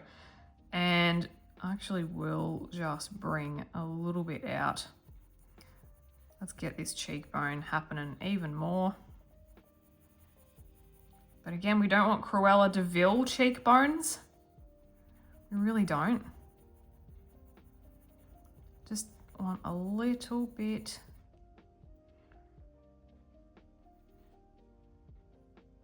Yeah, that's like all we need with that. So we can keep working away at the eyes. I think though that I'm gonna just add a little bit more pink into this part here. I feel like we need just a little bit of something around here like that.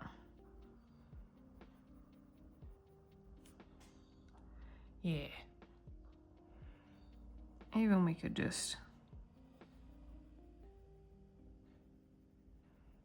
a little bit up there.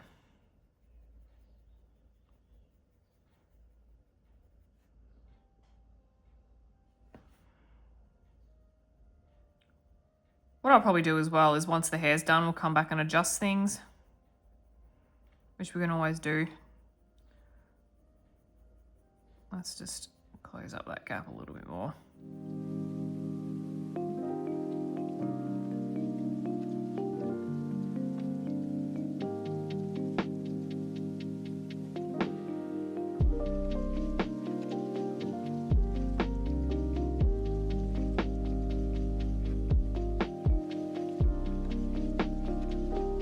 I reckon we could add a bit more brown. Let's go back to the cocoa. 0P098. 00, I don't know. I'm getting all my letters and my numbers mixed up. OP, not 0. Just kind of feeling a bit more brown here. I feel like I've got this like harsh line with it. So lightly does it.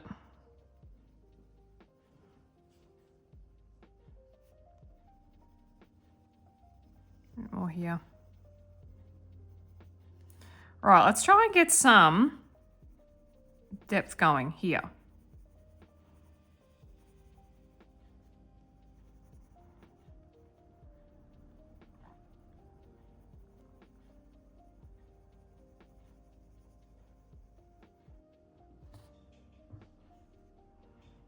I always struggle with this bit, so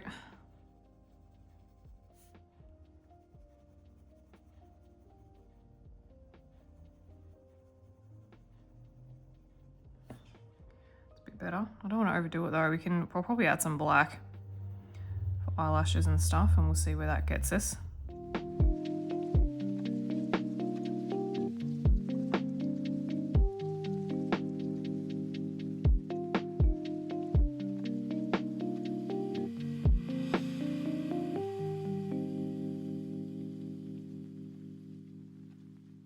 Okay, I think I'm finally happy with the nose, which is good. I think what I want to do now is work on the eyes. So for the whites of the eyes, they're not always white. So I'm going to start off with this really light smalt blue, OP339, because eyes often have a blue reflection. I'm just going to go really lightly. You might see it and go, oh, why blue? But it does actually look natural, surprisingly. And then we'll go in with our other colours and then we can add white as well.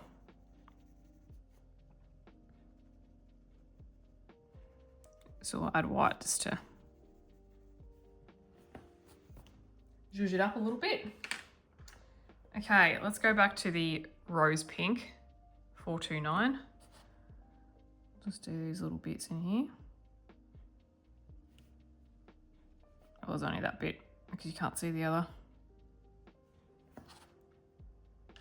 And we can always just brown up a corner of that. So let's go back to the cocoa 098 and we can just brown that up a little bit. There we go. Now for the eyes, I'm thinking of starting with an initial layer of sepia 182. I'm just going to start up the top here. And I'm just going to put it like around the perimeter.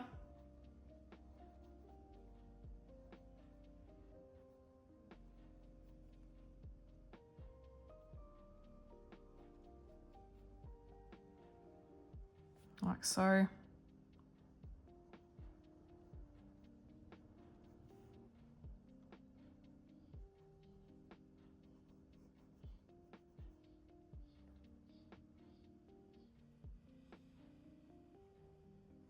Bit down there like that. I could actually add more into the lips as a whole, I reckon.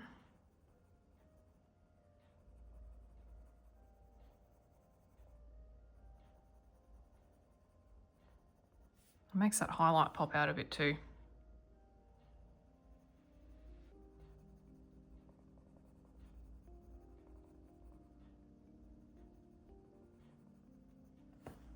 Then I'm going to grab some green colours.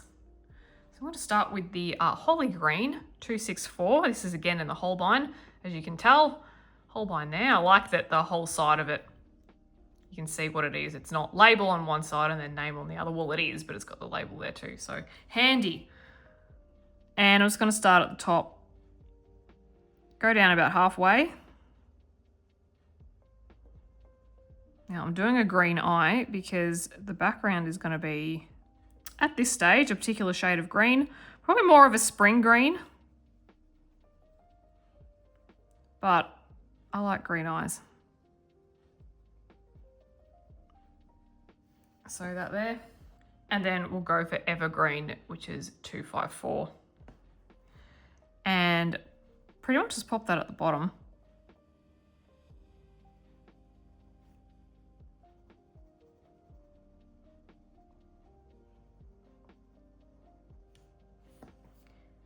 And then after that, I'm going to grab my favorite black, which is the Polychromos Black 199. And we can do further. Like, let's just shade it a little bit.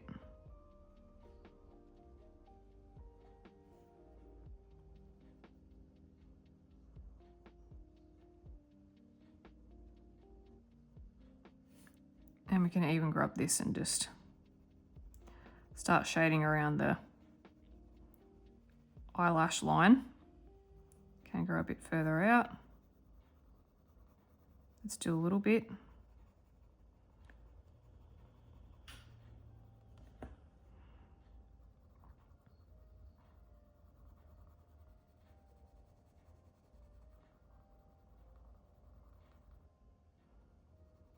Do it just in the corners as well.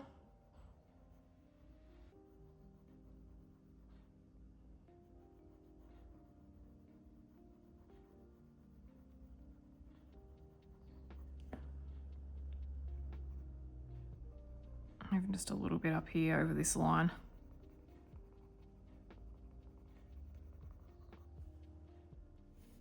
For now.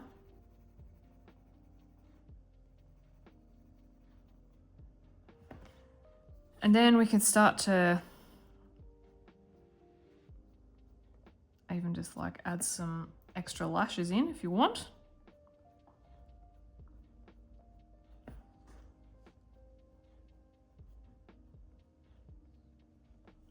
Could even go in and do this with a like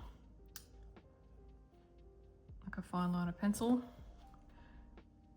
I kind of like longer bottom lashes. Oh, that one went freaky. I know they're not everyone's cup of tea, but I think they look good on portraits.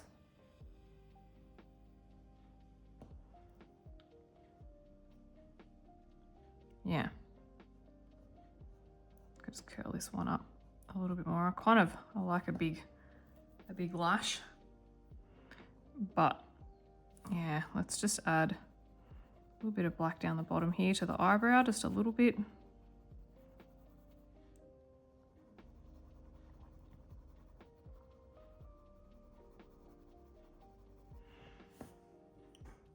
Potentially the eyes are starting to look a little bit too green, so I'm going to go grab the Cocoa 098 and I'm going to try and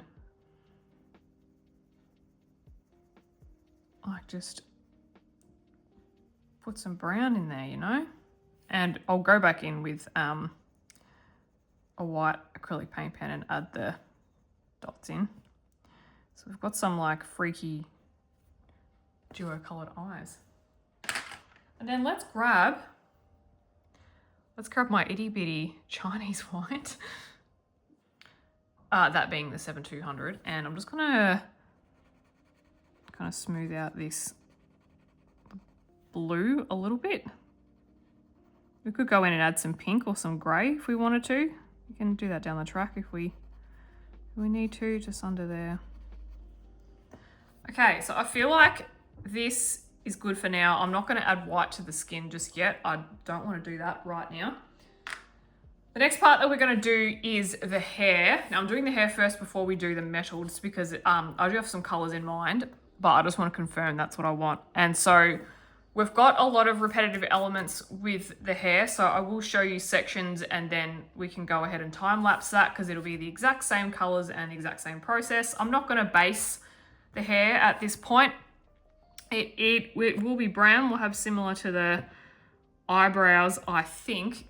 And on a macro level, I suppose, I've chosen two very dark browns, a yellow and a purple. So we're going to blend those together. And I'm using wax-based. Usually, if you see how I do my hair, I like to use an oil base and I like to do a lot of flicking motions. However, I'm going to mix it up today and I'm just going to focus on portions and I'm going to shadow them. So it's going to be different techniques. So let's do this one. We'll do a couple together. So first I'm going to use chocolate in the Derwent Drawing. You don't have to use chocolate in the Derwent Drawing if you don't have it. You could use dark umber in the Prismacolor if you like. Just like find your darkest brown. And just, that is a piece of hair, or is that, I think that's a piece of hair, yeah. Under that one. Just trying to decide what that is. Yeah, so we could shade it like this. I'm just going to start with the shades. I'm just going to do this part. Very similar to how we did this, but it won't be as color shifty, but I'll show you what I mean. I mean, it might be. We'll see how we evolve, but I'm just going to start shading.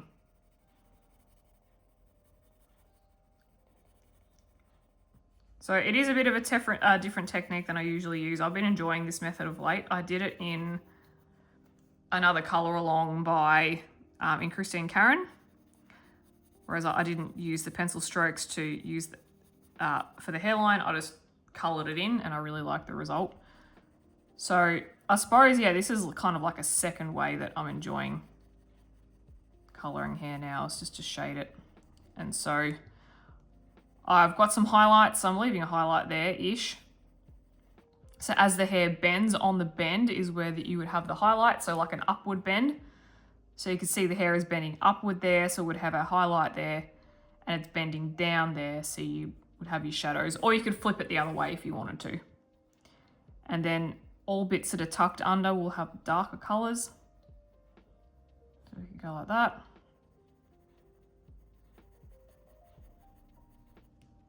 And to do this bit by way of an example, so shade it up like so. See, I'm getting lighter towards the top bend there.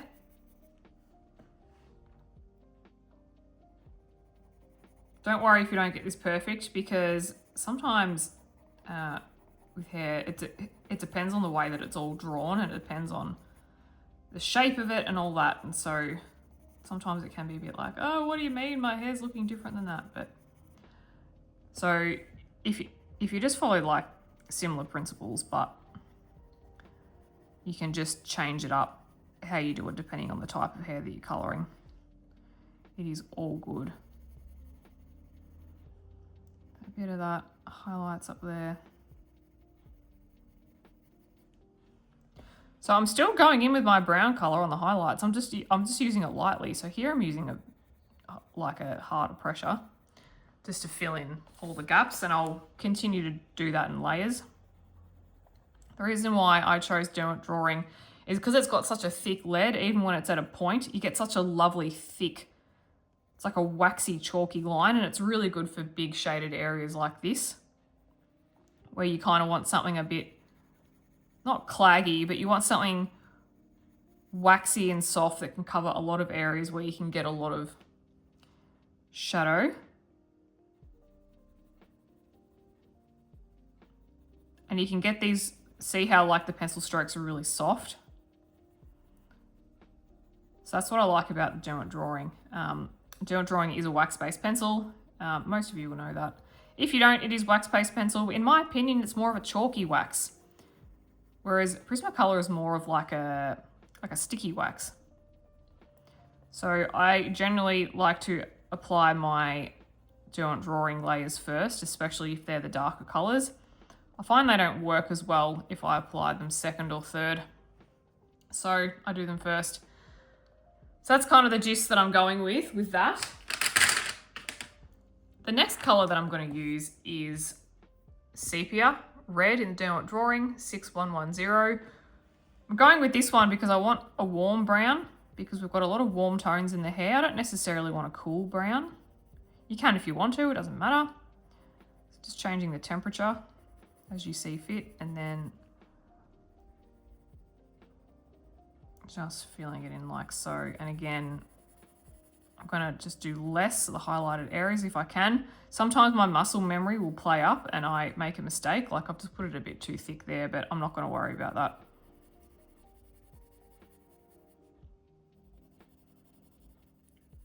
I can just do a little bit like that. Like so.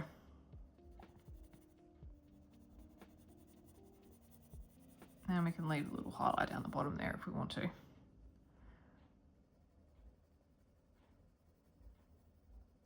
So I'm really just with the shading, I'm following the contour of the hair pattern.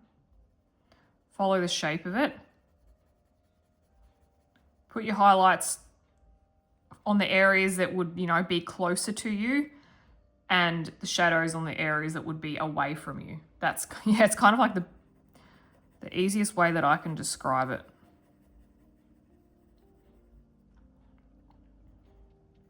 So over for this one now. Again, pressing like medium pressure and then tapering off. I'm not doing this in any particular like shape order. I'm just going to the next bit that I feel like would be good to color.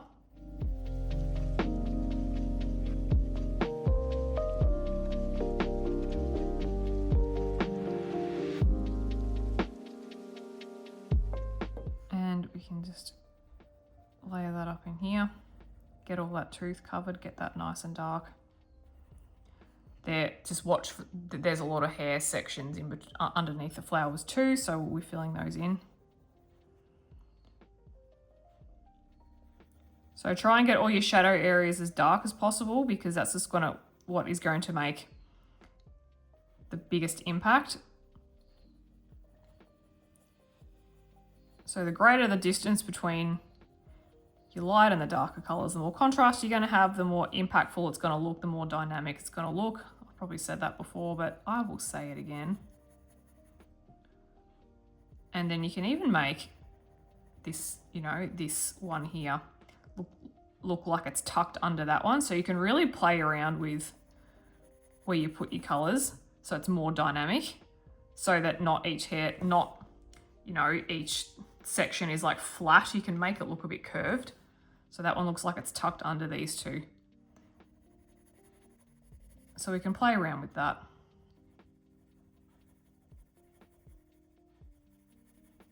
Bring that down a little bit. Could leave a bit of a highlight there if we wanted to.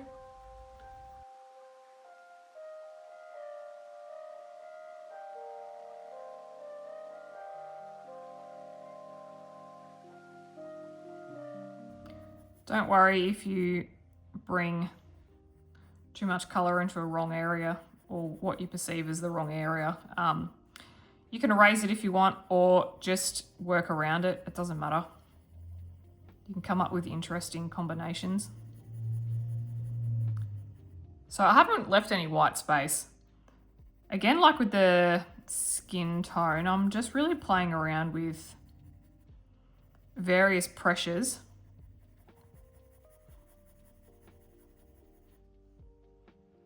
And see how by doing that, we've got bits that are really filled in and we've got bits that are light. Because then what we can do, as we just shade a little bit more up, we can grab things like a mauve color, OP434 in the Holbein, or you can use Prismacolor if you want. I just grabbed a Holbein, and we can add some purple in there because there's purple in the flowers. So why not add a bit of purple as a highlight color in on the brown? Like so. Why not? You don't have to just have brown. I often will have pink and purple in with the brown because it's going to marry in with the flowers too, and it kind of gives it like a little bit of a hint of a relationship. We could add red in there if we want, and I'm just going to drag it down to different spots like so. So I'm going to mix it in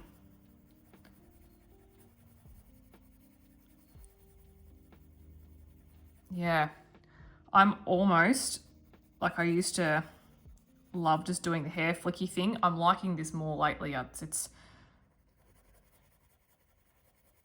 more for my style. Yeah, like so. And you can add more in. And because we've got brown covering most of it, this mauve is going to just blend in with that so nicely. And that is so good. Oh, I'm really happy with that. Let's bring a bit more out. And now for another colour, what we can bring in is we can bring in a bit of light ochre. Now I've chosen this one and not the cream that we were using because this is a slightly more muted tone. You could use the cream from the skin and we could very well do that, but I'm going to use this one for now. I'm going to blend it with that brown.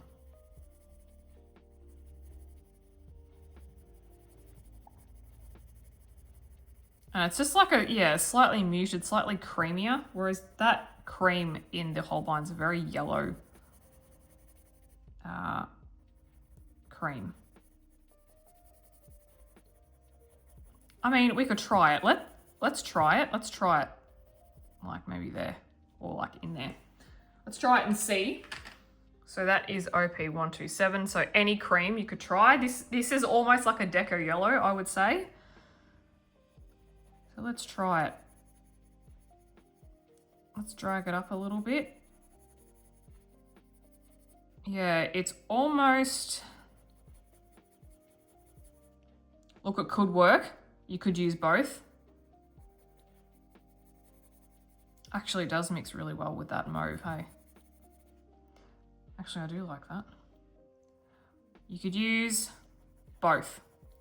So you could get like a really muted buttercup yellow and then you could use this. And at medium pressure. Yeah, you could absolutely use both. And then because what you could do after that, we could go in with our Chinese white 7200 and we can just go in and if you want some highlights, go in and mush it. If you want, which it's subtle, but that's why I like this pencil. So that is how we're going to do the hair. I'm going to use the exact same colors and they will be on the screen. So if you're following along, let me get those out for you. Okay, so we've got chocolate, sepia red, light ochre, mauve and cream. I would say these are very general colors. So like in Prismacolor, that'll probably be your dark umber. What would the sepia red be? Sepia red could be like your Prismacolor chocolate. Yeah. So those will be on the screen, but let's go ahead and complete that because it's going to be the exact same process.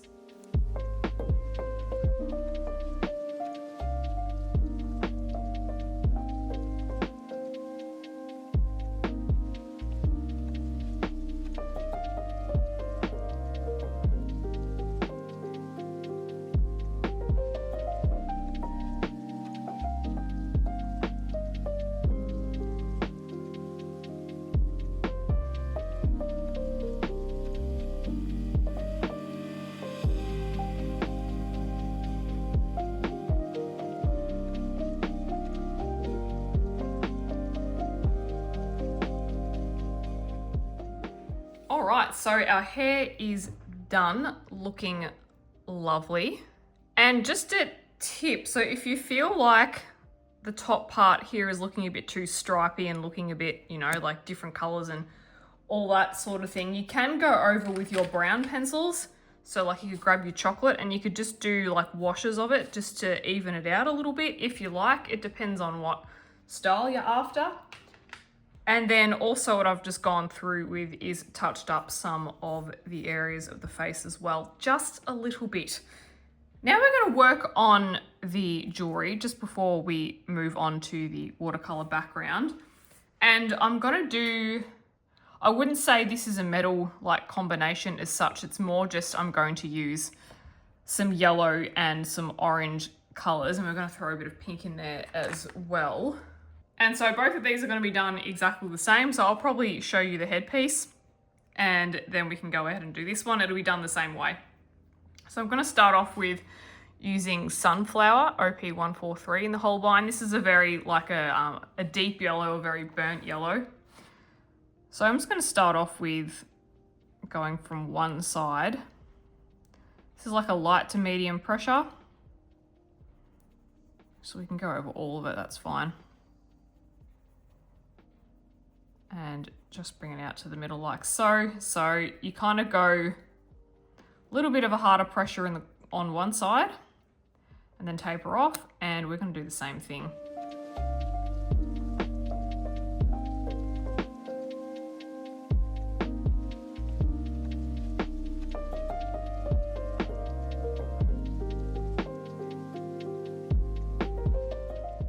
So I've got a bit of a variance with colour already.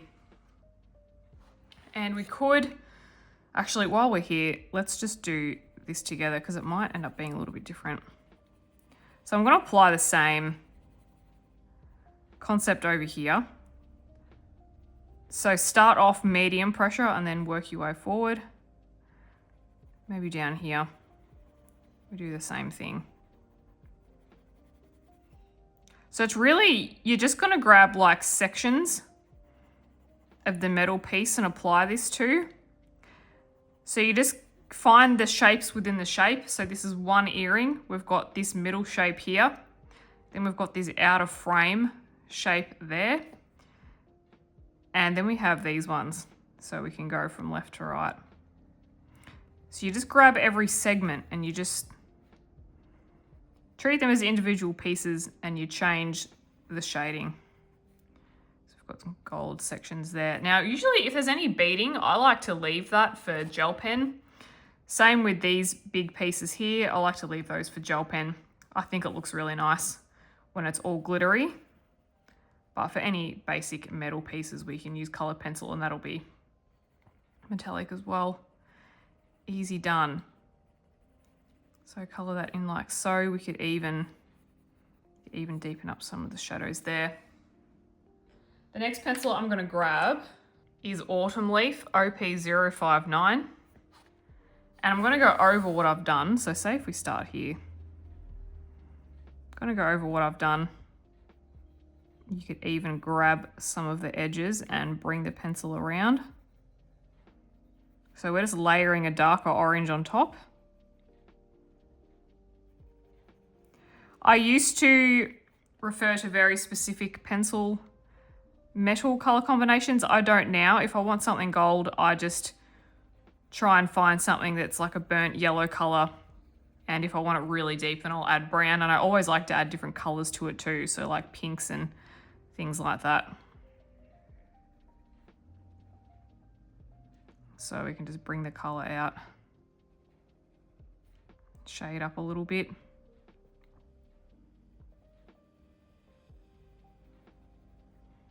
If I had a large amount of metal work to do, then, you know, like I might look at doing a very specific combination. So I'm gonna avoid these little pokey outy bits. I'm gonna color around them.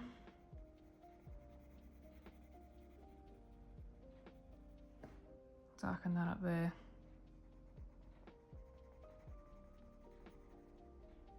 Nose up. Let's just do a little bit in the center, like so. Do some shadows underneath there, like that.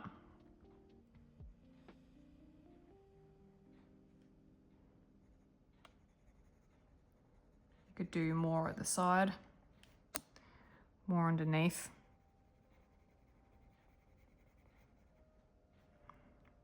You can essentially just play around with different ways that you shade the shapes. See what you like. And then what we can do is we can let's grab the azalea that we used before, so OP448. We used this before on the face, so we could go in, crumbly. We'd go in and just add some pink to it. It's got pink in the flowers, so we could bring bit of pink out here. So you just shade further. So I want to go around the edge of the frame. Shaving there, shading, not shaving, underneath. So something a little bit different. And here you go underneath these things. You could even do like a little bit here.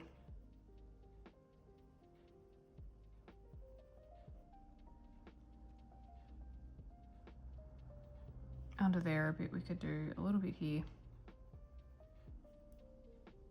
You could add some pink to these things.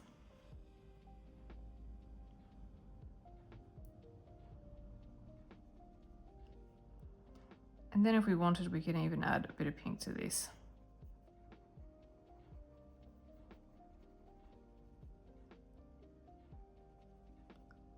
Heavier pressure on the top and just bring it in the middle. Like so. You can really just play around with it. And then if we want to add even more colour, let's add a sepia OP182. And you can just follow the same thing.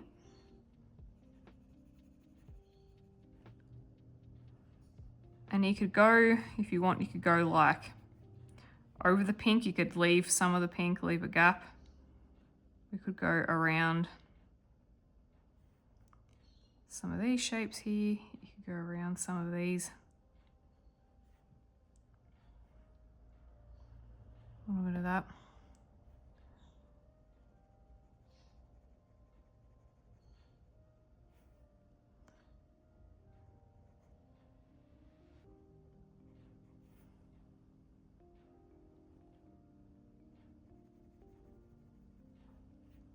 And then we could further add, let's grab the cream, OP127. And I'm just gonna, our lightest bits, we'll just make those a little bit brighter, and then we can just blend all the colors together. I'm still gonna make sure that I've got a highlight that's lighter than this color that I've got. But you can just go over it lightly.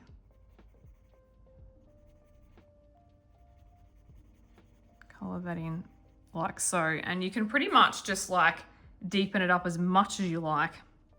So I might go back in with the orange, the autumn leaf.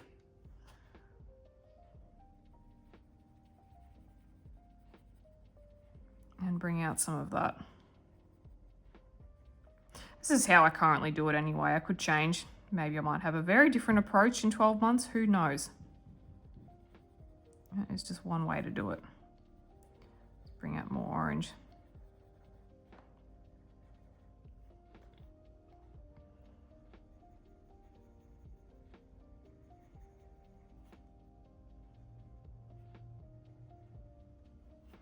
Right, now for the watercolor background.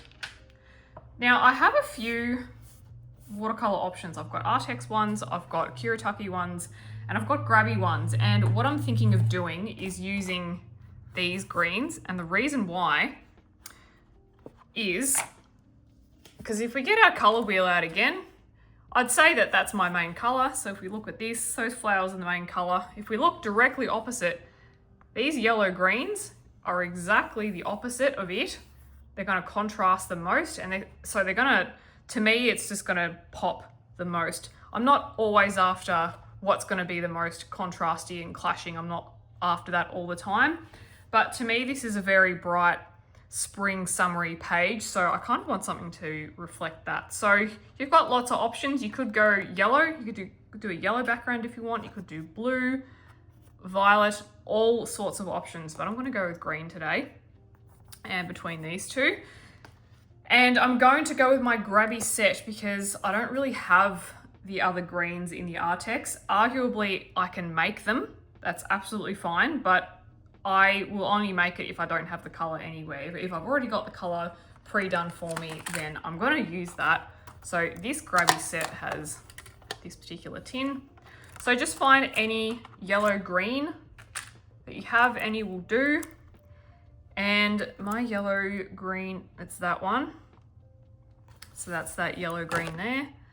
And we could use the permanent green too. Maybe we'll start with the yellow green. We could always add in like a putting green if we wanted to vary it up a bit. So what I want to do is have like a pretty, just like maybe 1 or 2 colors in there, but I kind of want to like splash it out a little bit. So I do have some brushes on hand. I use the Fumui ones. You can use whatever brush you like. I've picked size number 8 because I can get all the paint around in a nice like blobby kind of way. And then with these, I think I want to change this up. So rather than just coloring those in single dots, I think I want to use my smaller paint brushes. And these sizes are 1 and 0 in the Fumui. And we've got, this one says round and then this one is a liner. I don't know what the difference is, but yeah. And what I want to do is then grab some darker greens and some blues and like we're going to try and do like a wreath of leaves around it. So that's what we're going to attempt to do. Usually with these colors, I will either just wet it in the pan and dip straight in the pan, or I'll wet it and then put it in a ceramic dish and mix it and get it really pale and then apply it. But I'm going to go straight from the pan today. So I'm just going to grab a bit of water, and not on my coloring page, but just over it. I'm just going to grab water and just put it in there and just let it sit for a bit. And I'm going to let that do its thing. So again, that is the yellow green in the grabby set, and extra bit of cloth for any damp bits. And I'm just going to take it and maybe get a little bit more water on my brush, not too much. Spread it around like so. I like it when it, you know, it's not a solid color, it's like dappled here and there. So you could just bring it out.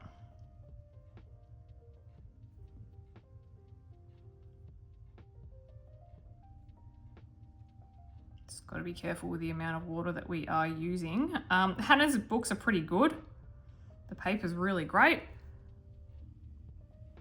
But we do have to be careful because generally colouring books are not designed for too much water, and I have got a little bit too much there. So I'm going to blot that up with a paper towel. That is my bad, but I can use some of that down the bottom here. Oh, it's actually not too bad. I think it's just...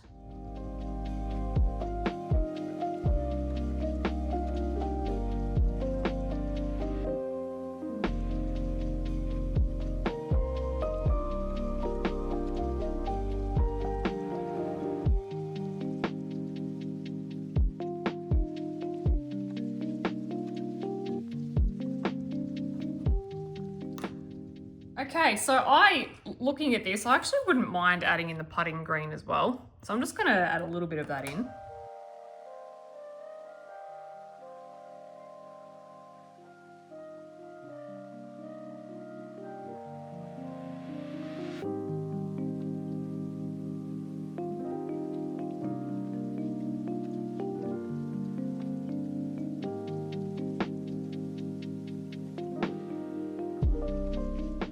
And I do have a little bit too much water in some sections, so I'm just going to dab those areas with a paper towel.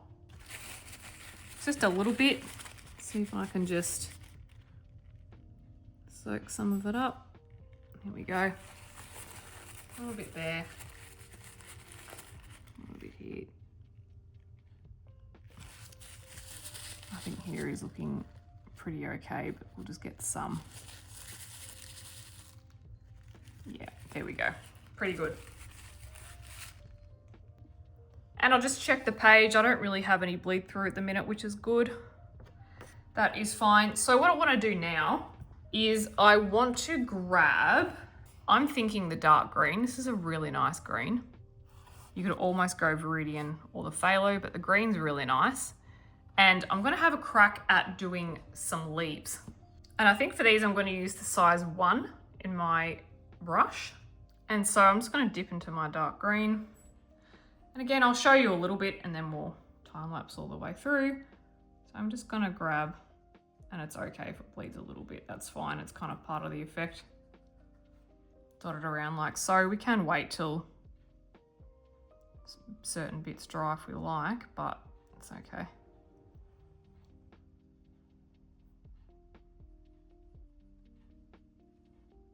And just going to dot it around. If you wanted something super precise,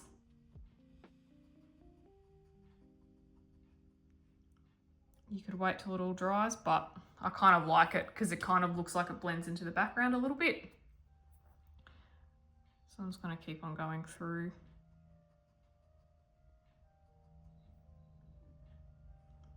And getting all that together.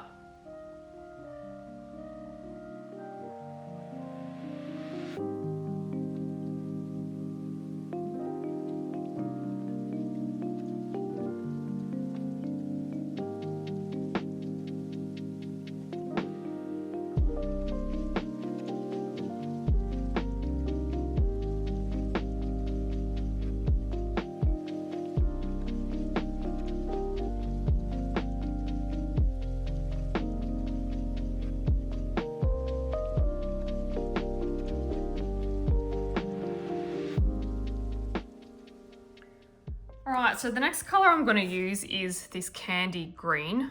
It's very much a blue green. And I'm going to use my smallest brush, my size 0. So if I dip into that with my little brush, let's get it all nice and wet. And I've still got little parts of this drying. I kind of do want some definition if I can help it, but so we could just do like little clusters.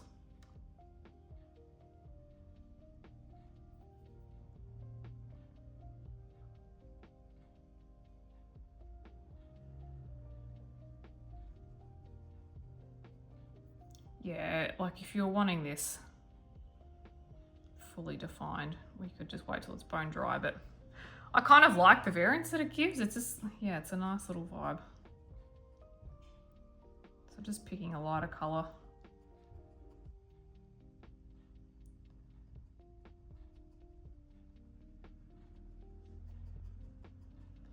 Bring some outwards.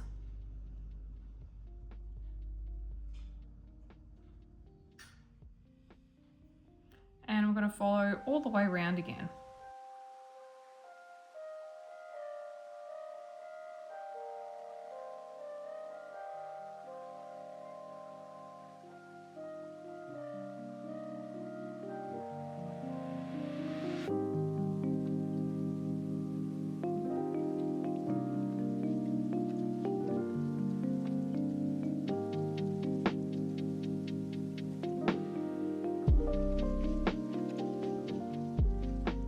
Now what I might do, probably the last colour, is candy pink.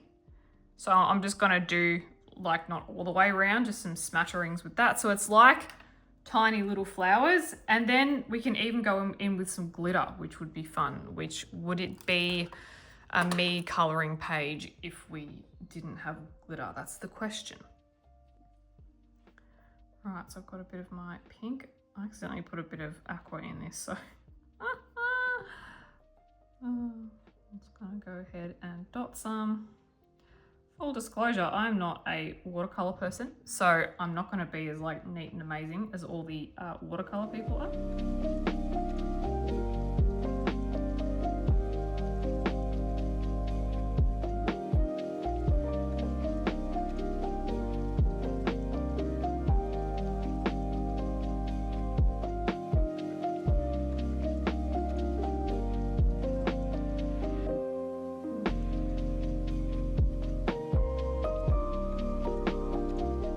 And then while we're on the subject of watercolour, I thought it might be really fun to add some to these flowers. So I've got my CSY tin, CSY watercolour paints. It looks like this.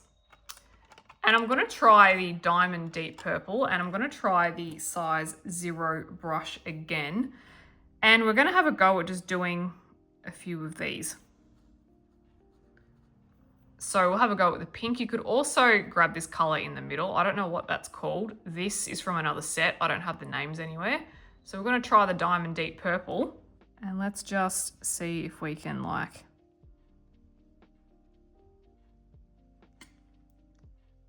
delicately does it. Just do a few here and there. I might also go through with my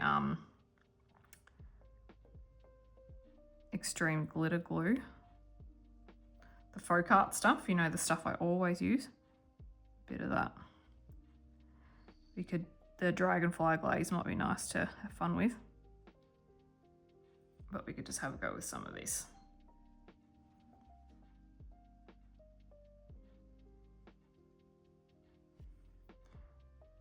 You can have a lot of control with these brushes, which is good. I mean, I feel like I do anyway.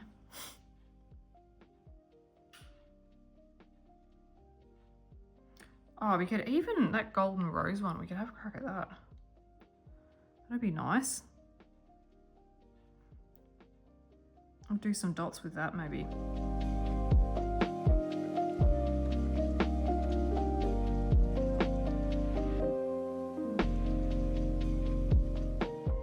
Yeah, let's try this golden rose. So I also should have said at the start, don't worry if you don't have any of these. Let's do some dots. We'll try to. If you don't have all of this stuff, don't worry about it. Just use what you have available. Could do some dots. We could drag it out as well. Yeah, don't worry too much. Don't stress. Just use what you have. You could use some gel pens.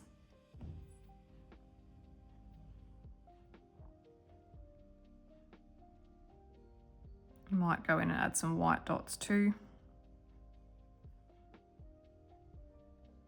So yeah, I'm just going to cover up some of these black dots that are already here. Mindful that I am going to be using a gold glitter pen to fill in all of these little things. So I don't need to go too ham with it, but we could just add a little bit in.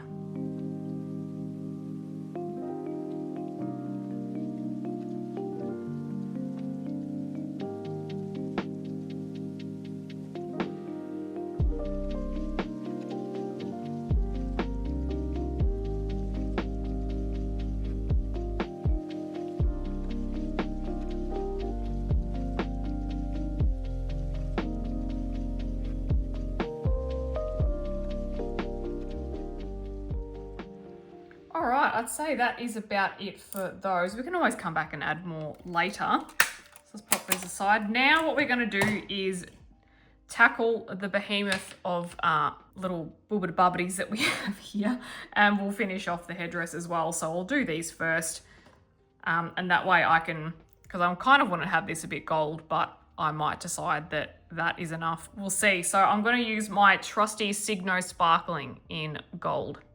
Now, you don't have to use this exact one. I don't think they're widely available in US. So just any gold sparkle that you have is fine. And all I'm going to do is fill them in. And I'm going to stay within the black line, because I find that sometimes with gel pen, if we go over the black lines, things can start to look a bit goopy, and it can all just sit together like a blob. So just kind of fill them in, and I'm just rotating, because this has a roller ball at the end of the gel pen, so you just kind of roll it over itself and hold it upright. I find you can get the more glitter out that way if you hold it upright and smoother. So yeah, you might like to use silver. So I want to go ahead and complete all of those.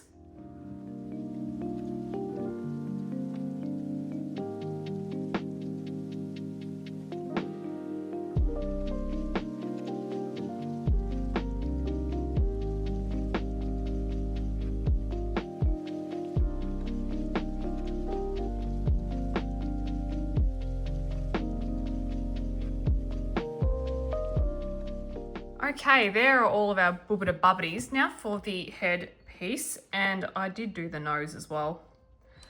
You'll need to excuse Ace, he's sooking again. So I'm just going to do her cheeks and try not to... I know, buddy.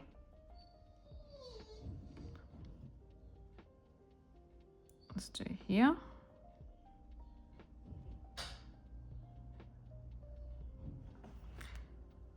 then I think in the same pen, we'll do the baubles.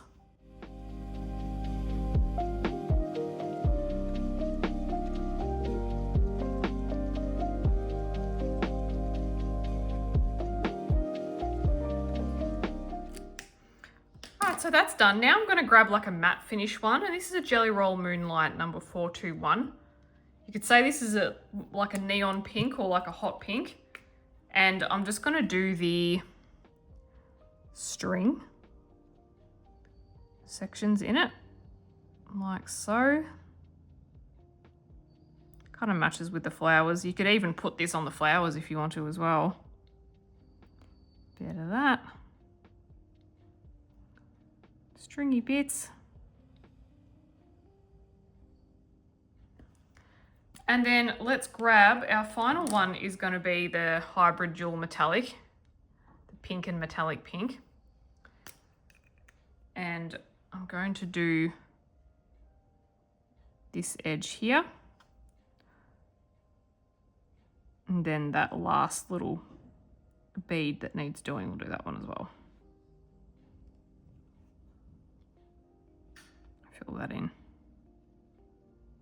All right, we're pretty much done now. I just want to add some kitty glitz, and that is here. So you could just use stickles. It's the same thing. It's just like a glitter glue. So this is in Crystalina, and I'm going to try and do small dots. This can come out quite quick. Grumpy boy. And I'm just going to dot it roughly about the same size as the pink dots. Oh, I know, buddy.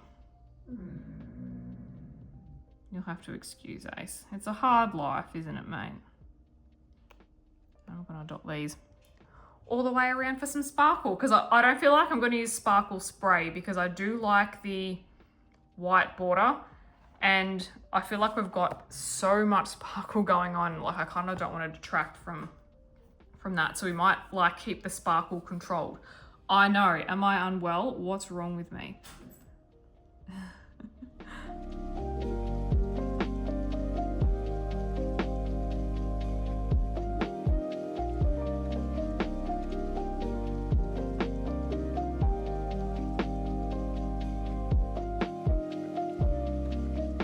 And I was just about to say there we are for our completed page, but I forgot to add my little white bits on her eyes. So this is my Tooly Art white paint pen from the Essentials set 00. So I'll try not to get my hand in the glue and just try and get those somehow neat so she's not looking over all different directions. And there we have it. Look at that. Bit of sparkle in there with all of these shimmery bits. I love it. Cool, cool. There we go, guys. Hope you enjoyed our page today. I hope you're feeling inspired to colour this with me. Perhaps you're already colouring this with me and you're done, like I am. There you go. So that is my second page completed in Magical Dawn by Hanna Karlzon. Thank you so much for joining me, guys. I really hope you enjoyed this video format. If you do, let me know in the comments below. If there's any other page from this book that you would like to see, feel free to reach out as well. And I should have said at the start, this is in grains of gold. If you don't have this book, I'll try and remember to leave that in the description as well. Alrighty, gang, I'll see you in the next video. Bye-bye.